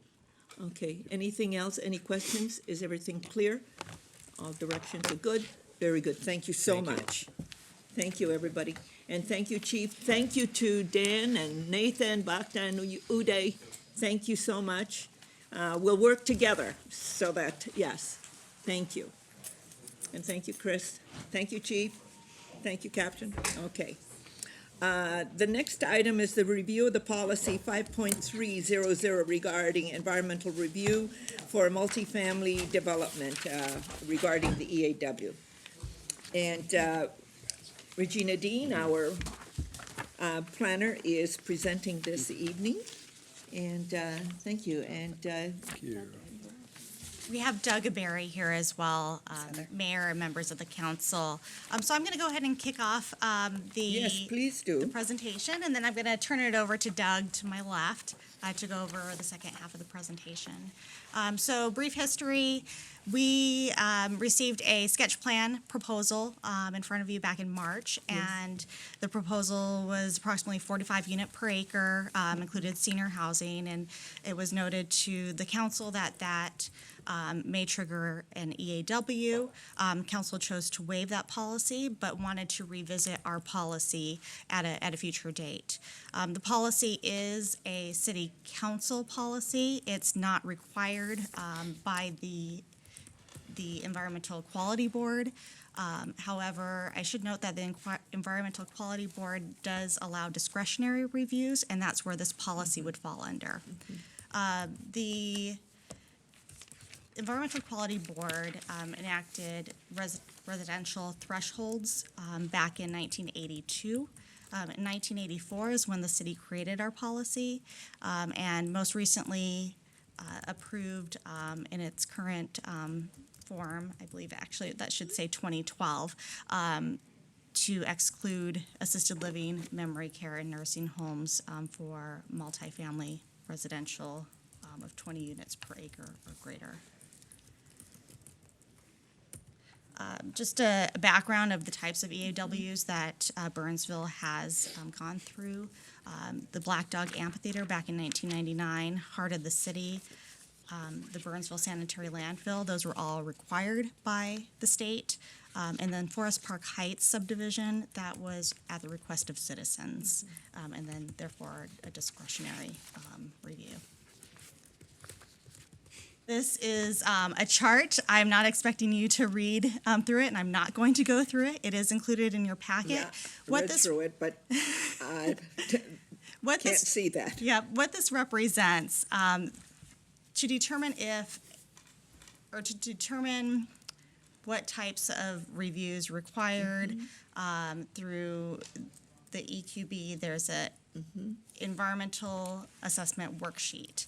And through that worksheet, there's a series of questions and evaluation that you need to provide information about. Anything from air quality to water quality, stormwater, historic properties, unique environmental features, landscapes, topography, and the list goes on. So what I did was I used that worksheet and compared it with our city code requirements. What do we require in our city code that might be similar?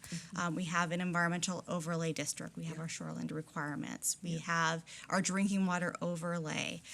We have specific code requirements that talk about noise, odor.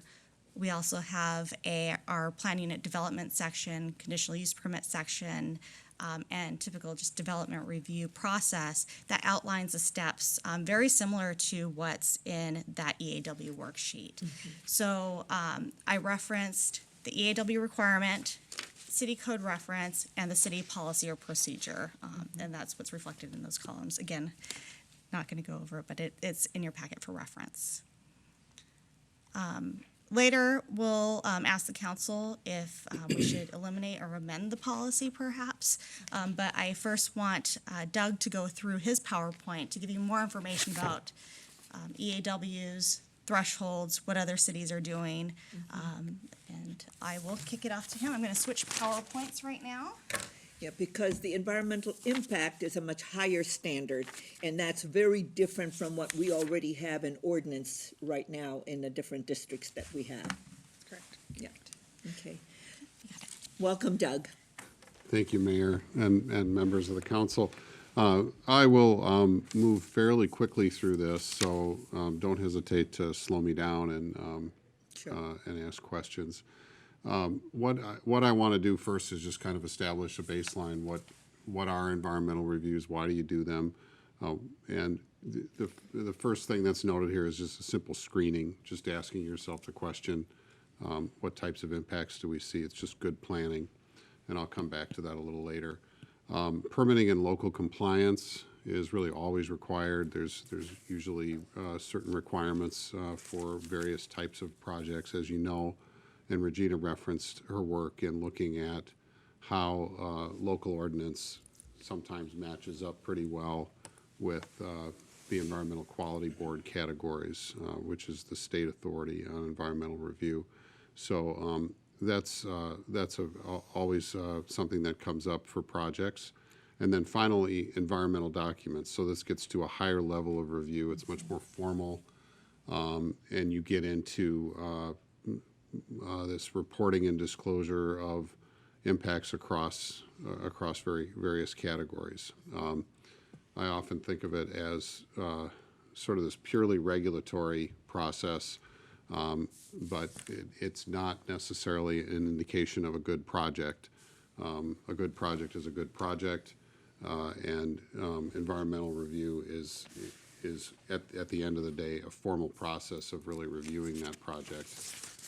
And it may or may not be an indication of how good the project is. So it's not necessarily the same as good planning. So does the project require an environmental document? That would be based on a variety of circumstances. Is it federally funded? So there's federal guidance on that, and you get different leadership of projects depending on the types of projects you're looking at. MnDOT is a good example, or in the case of a federally funded project, the Federal Highway Administration, so you get into different actions that require environmental documentation. Then you have the Environmental Quality board rules, as Regina mentioned, you look at the thresholds, so you can go through extensive and detailed guidance on whether the state requires a review for certain categories of projects. And that would tell you if it's mandatory under state law. Discretionary, it's the right thing to do. So the city can choose to do an environmental document because it's important to look at the project systematically. It's important to disclose it to the public. You can make that decision all the time. Finally, citizen petitions. So the formal rule on that says you're looking for about 100 signatures on a petition, but it's stakeholder driven. That's the main point. Now, local requirement. One of the questions I had was how common is this? So the ordinance that we're here to talk about, I guess I can't tell you that we looked at at the question very thoroughly, but just in talking to colleagues and looking at what we know, what we've experienced, we consider this to be fairly rare that you have a mandatory requirement in a local government. Other examples we do see moratoriums on mining. You see a few of those around. You see temporary moratoria as rules are being changed. Historic preservation sometimes brings up very specific rules in certain places. Talk about a slide I won't go through in a lot of detail here. I just want to point out here that you get into very different rules depending on the complexity of the project. And probably the main point here is that you look at how to slot projects early. And in that chart, the left side are kind of the lower impact projects, and going all the way to the right, an environmental impact statement, which says this has significant impacts. This project's a big deal by definition. People really need to know about it. And in a sense, you're saying that the pain of the project is worth the gain when you do an EIS. You've already kind of made that call that you're looking at a major project and it's going to have impacts, but at the end of the day, the balancing might be that it's the right thing to do. So a lot of things to look at here, a lot of process issues. That's probably the main point, is that you look at how to slot things appropriately. Probably the main point here, if everything else is forgotten, is on all this process stuff. If it's in the public interest, is it important to disclose the project? Is it important to have wide airing out and be transparent about it? That's probably a worthy measure of how useful it is to do a formal process. And even with that said, you can have a public involvement process without doing formal environmental documents. So you can customize to what your needs are. So is it in the public interest? Quick example, I mentioned screening projects. You can go through guidance on different categories, and you can very simply and relatively quickly start to just kind of weigh your choices. Is there no impact because the resource doesn't exist? Are the impacts insignificant? Are there beneficial impacts, et cetera? So you can work through these types of considerations relatively quickly, and that's not necessarily the same as doing a formal EAW. So that's a lot of process background. Then you get into the question that's kind of in front of you, which is, what are the impacts of density? So if we're doing a screening, it's interesting that you don't see that category in the environmental guidance. There is no such thing as a question that says, what's the density of this development? We need to know that. It asks a lot of, the guidance asks a lot of other questions. This slide comes from a resource called Visualizing Density. And it's kind of interesting when you look through some resources on this. It's a pretty hot topic in planning. And it asks the question, which of these blocks, which of these examples has the greatest level of density? And you can see that you're looking at different characters of buildings, different styles, different arrangement of the buildings here. And the lowest density in this case, and doesn't exceed your guidance, is probably the more regular pattern, or you know, it maybe isn't arranged as artfully as the other ones. This is kind of an eye of the beholder type of thing, but you know, it may be more important how you're arranging your density, how you're arranging and the quality of the development than the absolute number. So B has more units, but a lot of green space. Sure. Yep. And so, yeah, you've got different arrangements of multi-story versus single-story buildings, and so that you get different outcomes. And just kind of one last point here before I kind of finish. Again, what are the impacts of density? As I said, it's often a topic in our world that we talk about, and it is very clear that there's a threshold. Maybe it's about 15 to 20 acres 15 to 20 units per acre. When you get into that range, you are starting to move more towards something that works better with transit. If you arrange higher density development, you can maybe eliminate trips by auto completely. There's more walkability. So it's just one parameter, one example of how density impacts other environmental categories, in this case transportation. And it's fairly clear that you can have some benefits, although you might have more activity in a given unit area. You might be able to reduce some auto trips, and that has to do with mixed use and other things. There are a lot of details behind those things, but main point being that the details matter. It's not clear that you can make a judgment of environmental impact based solely on a density per acre. So that really kind of concludes the remarks that I had, and would be happy, Mayor and members, to Any take your questions for Doug? It was well done, thank you. Okay.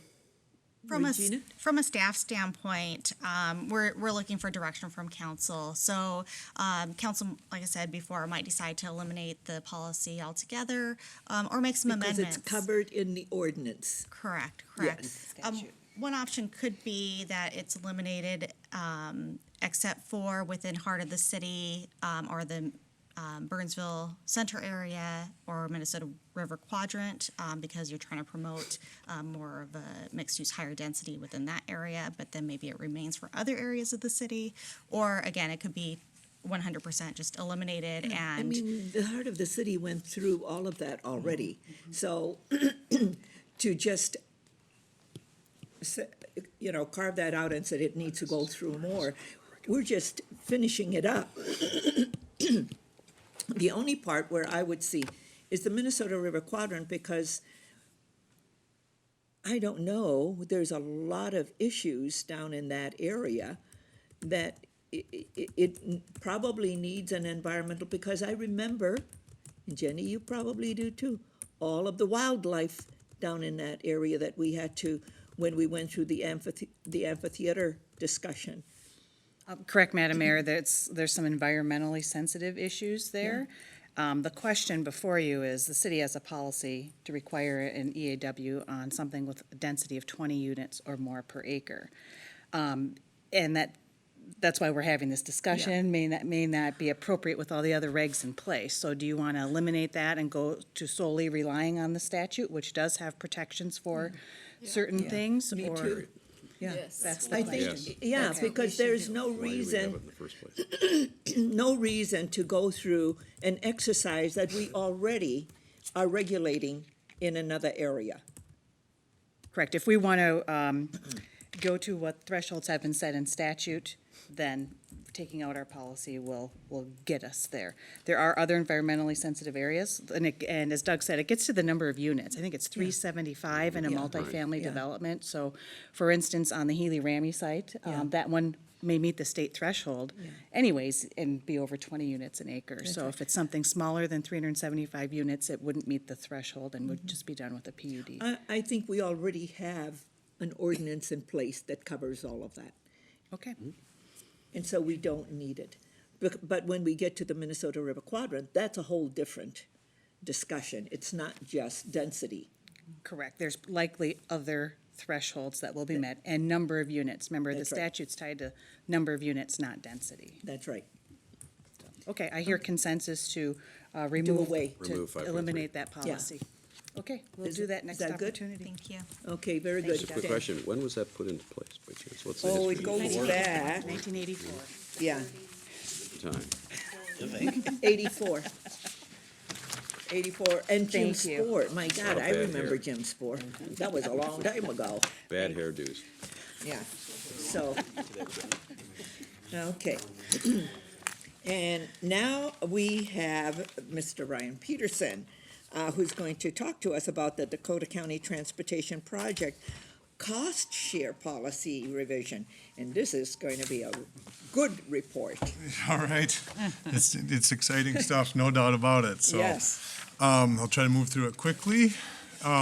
So the Dakota County cost sharing policy has been in place since 1967. This is the 55-45 everyone's aware of, where the city pays for 45% of construction projects on the county highway system.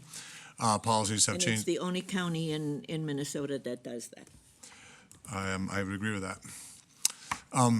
Policies have changed over time, so we'll jump way up to the recent past. CTIB, County's Transit Improvement Board, dissolved last year, and Dakota County used to tax all business with a sales tax to a quarter, 1.25% of all sales. That went to CTIB to fund regional rail projects and operations. So all the counties in there dissolved it, and then the counties then decided to take that and implement the same tax, but now all the money stays in Dakota County for transportation projects here. So they were always afraid the money was leaving the county, and they had a good point. So that allowed for at least two different things. I'll discuss both of them. One is the potential to have a reduction in cost share from the city for those county transportation projects, and also they expanded the different type of projects they would potentially cost share on, which is also good news. So this is a slide describing that situation. Basically, what I'd like to focus on is see if I can do this. Dakota County will now share on projects on the state highway system. So 35W, they will fund both transit projects and such as the Orange Line operation. On Highway 13, you've probably heard of Chowan Avenue, Yeah, where yeah. they would now potentially cost participate on that with this funding. On Cedar Avenue in Apple Valley and Egan, if they can get that third lane in all the way, there's that gap on northbound where there's only 2 lanes. They are now going to be pushing to have things like that done. Another project in Burnsville, it's not really on our radar, but it could be in the future, would be adding a third lane on 42 from where it ends at 35W over to the Apple Valley border. So stuff like that wouldn't have likely had many legs. Now we have potential for the county. But I would say of those, the most exciting thing is that, since MnDOT's so unfunded on mobility projects, Dakota County is willing to, with this new funding, potentially kick in, where before we weren't having any luck moving forward. So that's one of the items. The main thing I'm going to have you focus on is the cost-sharing policy provisions, because that's what they're looking for input on. This is a bit challenging to go through, but I will do my best. So on the table over here, these are the different highways that they have. And then this shows the map. So principal arterial freeways, that's what's in red, 35W, 35E, 35. Principal arterial non-freeway, that would be Highway 13 and 42, and that stretch of cliff between 13 and 35E. And then minor arterials would be Highway 5 and the rest of Cliff Road down to 35W. And then we have standard county highways, County Road 11 and McAndrews Road. So we're well represented all throughout the different types of highways they have. And so now this shows, this And column here. interesting that 13 shifts when it goes north, right there, and then Yep. it goes to green? I can't say this for a fact, but the likely scenario is there's more traffic on Cliff trying to get to 35E here than there is going this way, up the Okay, way. So that's- okay, so that, Right. There is discussion about should so there. it's trip count that they're looking at. That's definitely one of the different items that goes in. Okay. I mean, you could argue, this isn't why I'm here to, I'm getting off subject, but should MnDOT operate 42 and this Dakota County operate Highway 3? There's way more traffic on 42 than Highway 3. We're not here to discuss that Yeah, tonight, yeah. but that is the kind of discussion of who should be operating what road. So anyway, this is the current maximum cost that the city has, and then under the proposal, cities in Dakota County would now have to pay this percentage, and this is a maximum cap. So it's not 75-25, it's 55-45, up to the point that the city pays 25%. So it's confusing. I'll utter some examples that I hope will either confuse you more or will potentially add some clarity to it. But this is the one example where there is a cost share where there wasn't before, but this is really good news because these are projects that Dakota County wouldn't have come to the table, tried to push, and brought their funding with it. So if there was a project, let's say this Chowan, now Dakota County may be there. Yeah, we're going to have this 5% cost participation, but at least Dakota County is helping push it with MnDOT to get it done. So this is, even though it's showing some costs that we didn't have before, this is good news because we're going to have someone else push on local Now we can projects. get it done. Correct, 100% correct. On principal arterial, non-freeway, so like 42 would be the best example. We used to pay 25%. The maximum under this proposal would be 15%. Good. If they were going to go from 4 lanes to 6 lanes on a minor arterial, that would stay the same. But if they were going to reconstruct Highway 5, we would go down from 45% down to 25%, which is a big cost. These are expensive very projects. Interchanges, they basically are going to be cost participating on those. They're going to take the average of the roads coming in, and that's what would be our percentage. So this, you could argue, is really a non-changer as long as they were going to fund them before. And then this is a big deal. So if County Road 11 or if McAndrews was ever reconstructed, we would once again be going down from 45 to 25. And this one, we don't really have to worry about. This is down in Lakeville where they've converted a whole bunch of farm fields to housing developments, and they're now needing 4 lanes instead of 2. That they're saying because it's all the local traffic addition, you still have to pay the 45%. We just aren't in that Yeah, scenario in Burnsville. we don't have any of that. Correct. So, a couple of slides that shows what the impacts would have been had this been in place. So, one thing we can say on 13 and 5 is we did an exceptional job of getting state and federal help on that project, even without this policy. We had $30 million. You can see no other project of this scope was even close in Dakota County. So because of that, our share was already at only about 15%, and that's what it would have been had this been in place. So that's not a great example where we saved, but this is an anomaly that we're getting 2/3 of the project cost paid by federal and state. A better example of where this would Because really. the total cost is 45 million Correct. at the end of the day.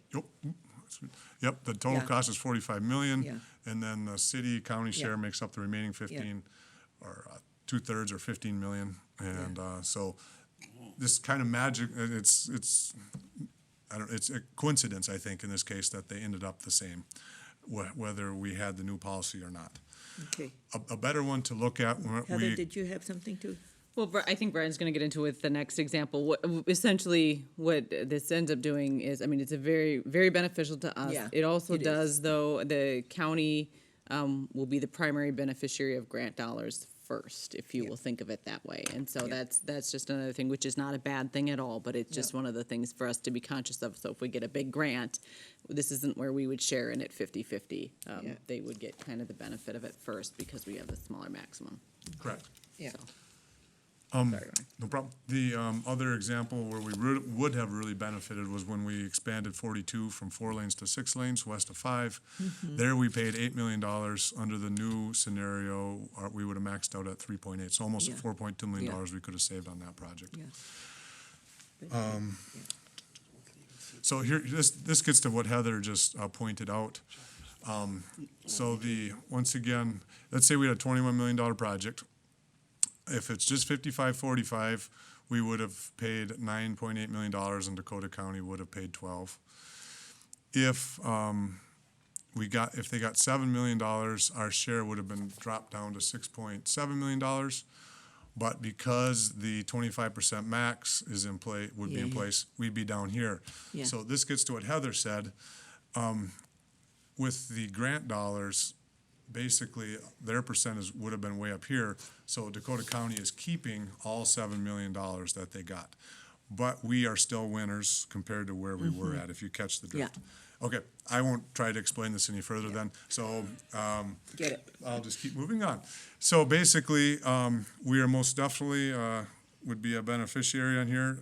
If I'm just looking for any comments, whether we should be asking for more. The only thing you could really ask for more on is saying, instead of having 55-45 up to a cap, we would request it be 75-25 after subtracting out. But in my opinion, they are making definite improvements to the cost-sharing policy.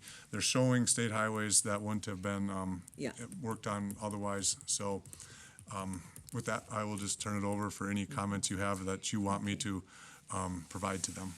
Okay, any comments?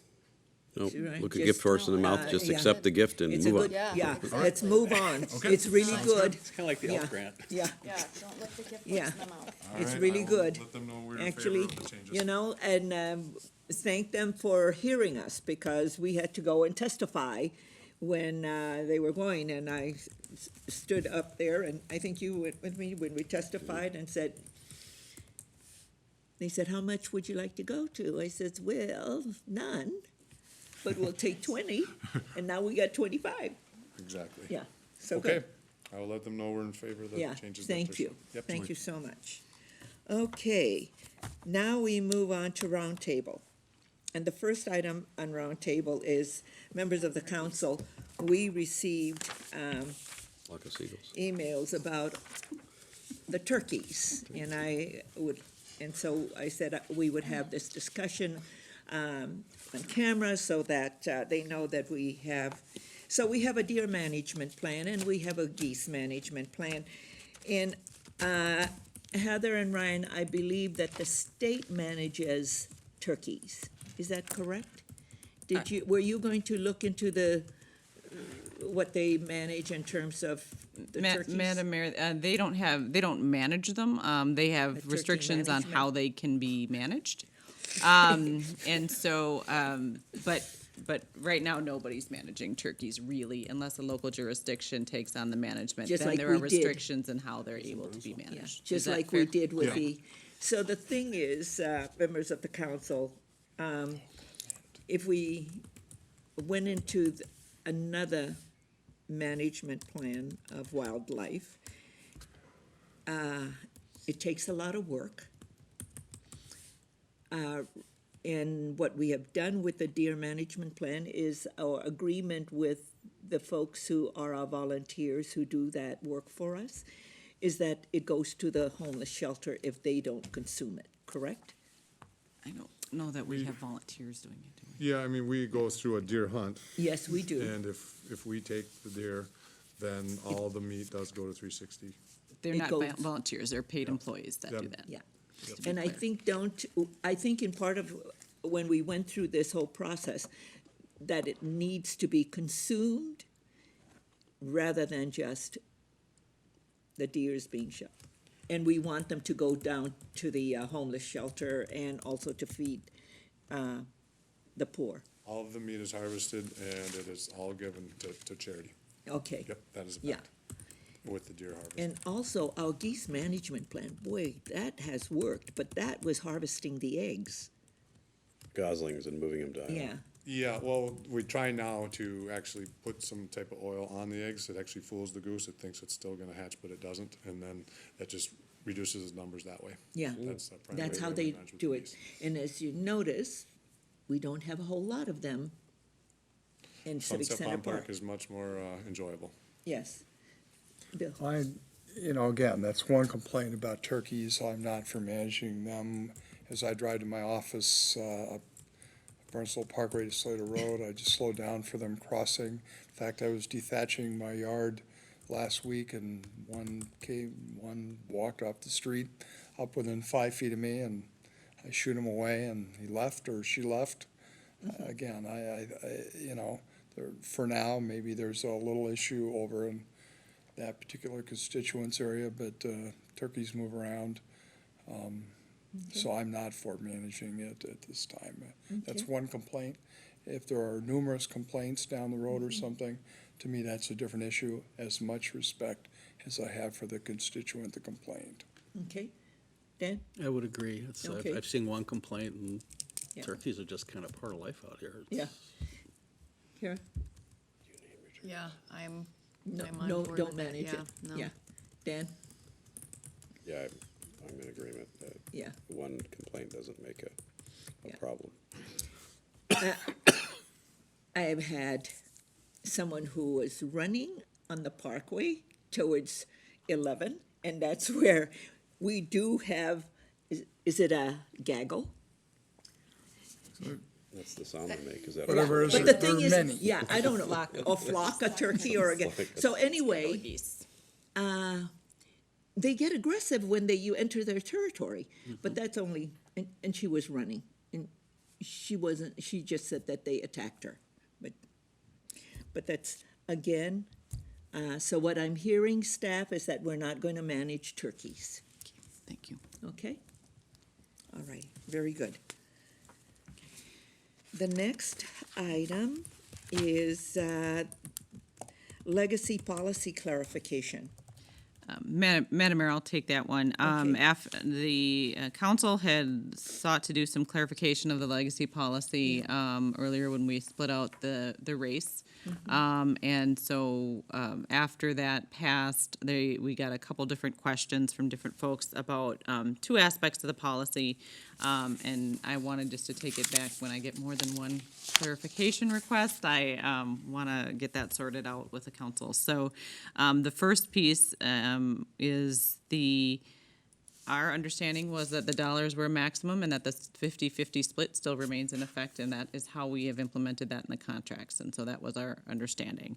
And then the second piece, so we want confirmation of that, and then the second piece is, was not intended to be a policy change, but there were some conversations that went back and forth about, what the dollar amount was for art and all that jazz, and which ones we should be using, and so we had mirrored the language from the HOC raise, and the intent was not to change the policy that the Art and All That Jazz folks would have to come back to the council for designation as a legacy event. So we thought that we would clarify that with the council, and if it pleases the council, we could just plug in the last known dollar amount for the maximum, just for the sake of clarity, and clean up that language so that it was consistent with the other I legacy think the events. important piece is the 50%. So. It's not to exceed Yeah, not to exceed. a specific dollar amount that Yeah. was set in 2012. That was our understanding, so 50-50 not to exceed. And then the second piece, I'm sorry, Mr. Councilmember Keely, you just said, Oh, the not to exceed. so put in the dollar amount from 2012 for the Yeah, second piece. because that's what all the other ones are held to. Okay. It's 50% not to exceed that year that we had decided that they wouldn't, that we would freeze the dollar amount at 50%, or not to exceed this dollar amount, which gave them the ability to shrink but not grow unless it was at their own cost. That was my Yeah. understanding, so great, thank you. Okay. Is that, Any difference, or is that clear? It's Okay. clear now. It's clear. Okay. it's thank you so okay. much, appreciate it. Very good. Okay, the next is the timing of the local option sales tax, and I think that's yours. Yeah, Dan. I wanted G. to talk about that. I want to, first of all, compliment the staff. You did a really good job on the white paper and a lot of good information. There's a lot of information we still want to get on that, which I think is going to take some time. Some things we learned in that white paper, of course, is identifying projects, the referendum that we have to have, and a lot of different processes we have to go through to get there. We right now, as a city, are in the process of having two consultants help us identify projects throughout the city. One is the city as a whole, the other is the County Road 42 mall area, which we're going to be spending a lot of time on. And it seemed to me that we were maybe rushing a bit to get to a referendum this year on that, because we have a lot more information we have to have. This is a very large project that we're talking about. Similar to the heart of the city, the Ames Center, it took us a long time to get to where we got to before we finally made some final decisions on it, lots of discussion. And I think if we're going to include we will be including our residents in that, they need to have all the information possible to make an informed decision when they do get to the ballot box, which I'm assuming will probably be 2020 at the way we're talking about right now. And so I would move that we would move this, the rest of this discussions till next year, sometime March and April, and then bring it back up after our consultants have had time to be with us and identify projects that we may want to present to the public as part of this whole referendum. Okay. Bill? Well, I've thought about this, and I will tell you this. Number one, I've been dead since the all-day work session. I've been dead set against it. I wouldn't vote for it. I wouldn't change my mind. 3 of the council people voted to seek further investigation on it. And since that time, one of those council people has taken a position that that person's against it as well. So as I count heads at this stage, I count 3 heads against it.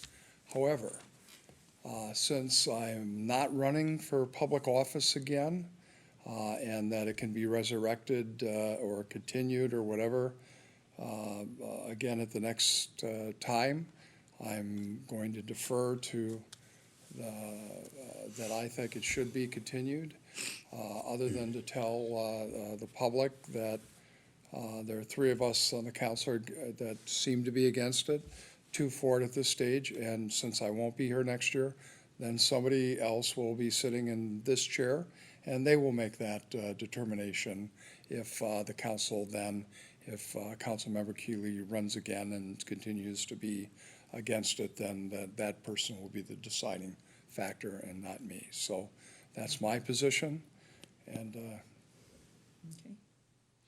Kara?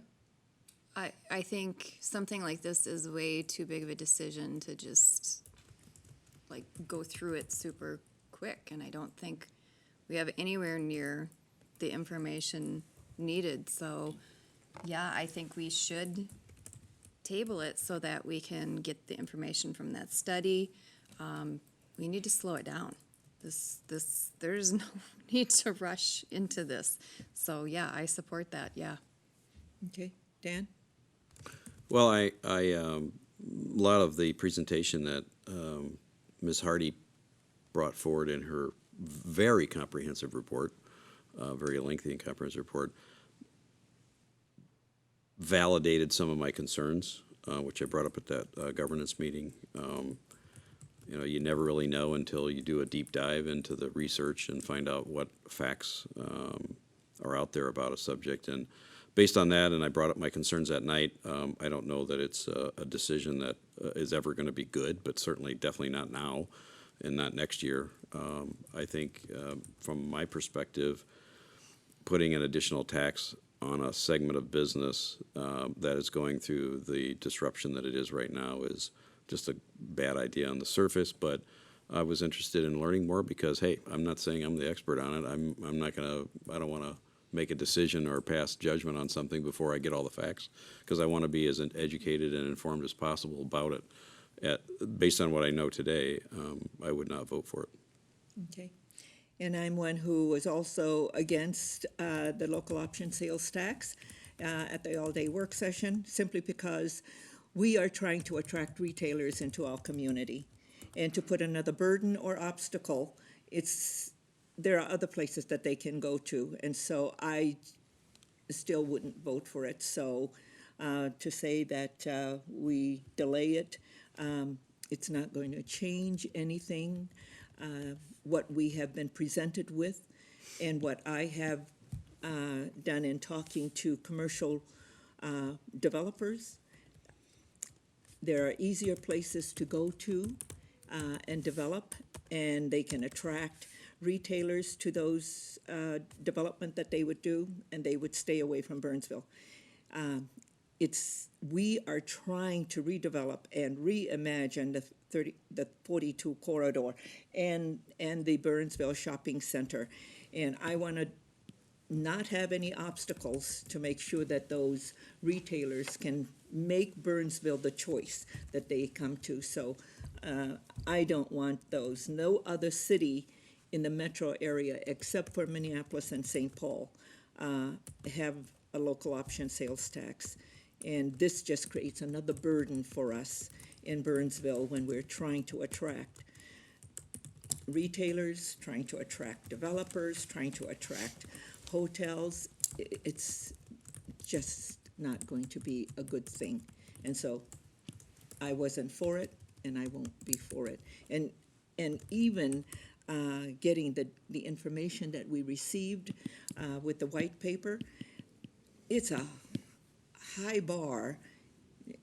Taking it out to the citizens and having them vote on it, going to the legislature, and it's still going to have a lot of obstacles to bring new retailers to Burnsville. So with that, there are three who are saying, and Bill, now I have to be clear, are you saying you're for continuing it? I am for not voting on it. Okay. Because I won't be here next year. It could be resurrected, and out of due respect to the two, it's 2-2 that if Keeley runs and prevails, then it's a 2-2, and then the new person will decide that issue come 2019. And regardless of what my belief is today, it will have no effect in 2019 based on whoever that person is or persons. And so therefore, with due respect to my two council people, one who believes it'll bring economic development, the other that wants to investigate whether it could reduce property taxes, even though I'm dead set against it, I'm not going to vote tonight. I'm clear that I'm against it, but I see it as an unnecessary event that we continue it through the process. So that's my position.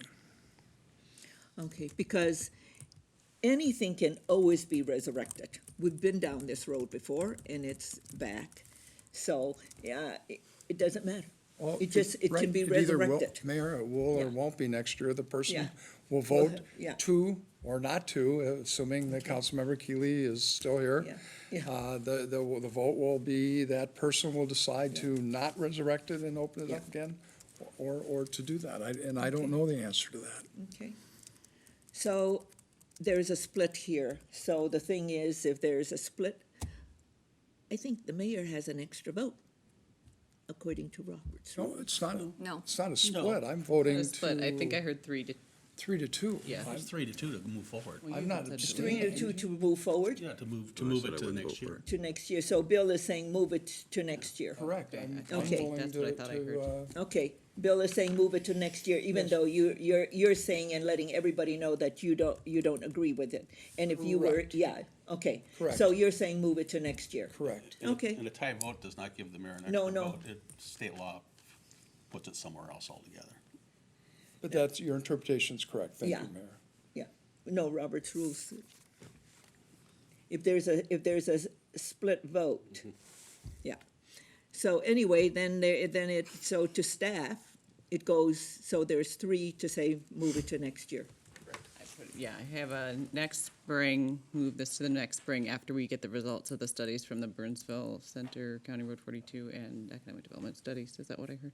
That's And you'll have the EDC involved in that and all kind, I mean, there's a whole lot of people involved in that, so. Okay. I didn't put a specific month because I think if we get Yeah, into Spring We works, can't. spring works. yeah, I just Well, the other is that it knowing who our depends. expert is, it'll be difficult to get that person too late into the. And we need to make sure that those consultants have the time that they need to do their work. And we all know that if they're going to involve property owners, it's going to be a protracted process. Okay. Report on the advisory board. Bill, Dan, Broadband, Craig Ebeling will be leaving us at the end of June. He's decided to try his hand at retiring again. And so we'll be in search of a new executive director for the Dakota Broadband Board, which will be an interesting search, I am sure. 35W Solutions, I was able to be at this month, and with the Commerce Quarters of Commerce, we got a large grant for 494 and 35. In 2020, the flyover northbound to the westbound 494 will begin the build stage, which should really kind of have fun with traffic there. And then at the same time, simultaneously, they're putting in BRT along the whole, or not MinPass. MinPass is going along 494. They're taking down 10 bridges between Bush Lake Road and the airport. And being that 60-some% of our people that come through Burnsville and 35 get off on 494, that should create quite an interesting scenario, no doubt. Then the I-35 bridge, and then all the construction north of 62 to It's actually going to downtown. start It's as the gonna be- 35 bridge is almost being finished, so they've extended maybe another year and a half, 2 years of congestion, where if you work south of the river, you might want to do business there too, because it's, you're going to have a Or hard time take, getting or downtown. take an MVTA bus to downtown. Or take an because the MBTA bus bus lanes will downtown always if be they can find a given route priority. in. Because in 2020, they're going to start working on priority. Cedar again as well. Yeah. That was the bonus. Also at the foundation the other night, out of the blue, the foundation picked up, they started talking about fundraising events and that, and they've decided by vote that they've formed a committee and they're going to take over the Art and All That Jazz Festival and resurrect it. Awesome. So the foundation will be running Art and All That Jazz, and I'll be there to be a consultant and help them with it. Congratulations. So that was, Yeah. well, congratulations to the city. This is great. Yeah, it's a fun event. So, it was a busy week last week. Okay. Kara? Good. Okay. Dan? Fire muster board meeting, one major notable thing that came out of it was fire truck collectors are growing again. After many, many years of decline of interest and sort of a passing of the torch, maybe there wasn't a younger generation willing to grab the torch. Now there is. And the attention on the fire muster parade with fire truck collectors is gaining popularity, and we expect a banner year for the fire truck parade with fire trucks. And it seems like there is now this new generation picking up the keys and investing in these collector trucks and going in parades. So we had a great meeting with three representatives of a major association of truck collectors. MVTA board, we did there we go. Got final approval and distribution of our strategic plan, and, oh, that's not my notes, where's my April notes? Well, the most notable thing is we developed some committees. I am on a partnerships committee, and we met yesterday morning, our first meeting. And I carried a message previous to that, actually, at our retreat for our strategic planning. Dan Gustafson had mentioned to me that he was at a partnerships event. Promise event, sorry, not partnerships. And spoke to a representative, HR director at Fairview, and he had somewhat nonchalantly asked about bus transit, service to the hospital, employees, patients, et cetera. And the person's eyes beamed and with interest. And so our partnership group, our committee, is going to reach out to that person, now that we know who that is. Got clarification recently. And we're reaching out to UTC. I sent a memo to Steve and got a reply. So we're looking at major employers to sort of just replicate the model that we have with Amazon and a few other major employers for partnering with MVTA and that business to provide service to help bring people to work and home. So a different approach for public transit, getting out of the sort of this is our route and this is what we do, and figure out a way to catch a bus. How do we bring the bus closer to where people need to go to work and home? So That's pretty exciting. There was a major fun event, the MBTA Driver Rodeo, which was April 28th at the Gaslight Park and Ride in Apple Valley. It's a driver obstacle course challenge. I did not make it, but I heard it was a blast, and it is a blast every year. And I-35 you covered. I was not able to get there the last time. My grandson kept me up all night and then gave me this cold that I have that I get to travel with tomorrow. Thank you, Caden, making life hard. But you know what? There's something about getting a cold from your grandson. It's like, it's okay. They're so cute and innocent. It's okay to get sick. That's it. Okay,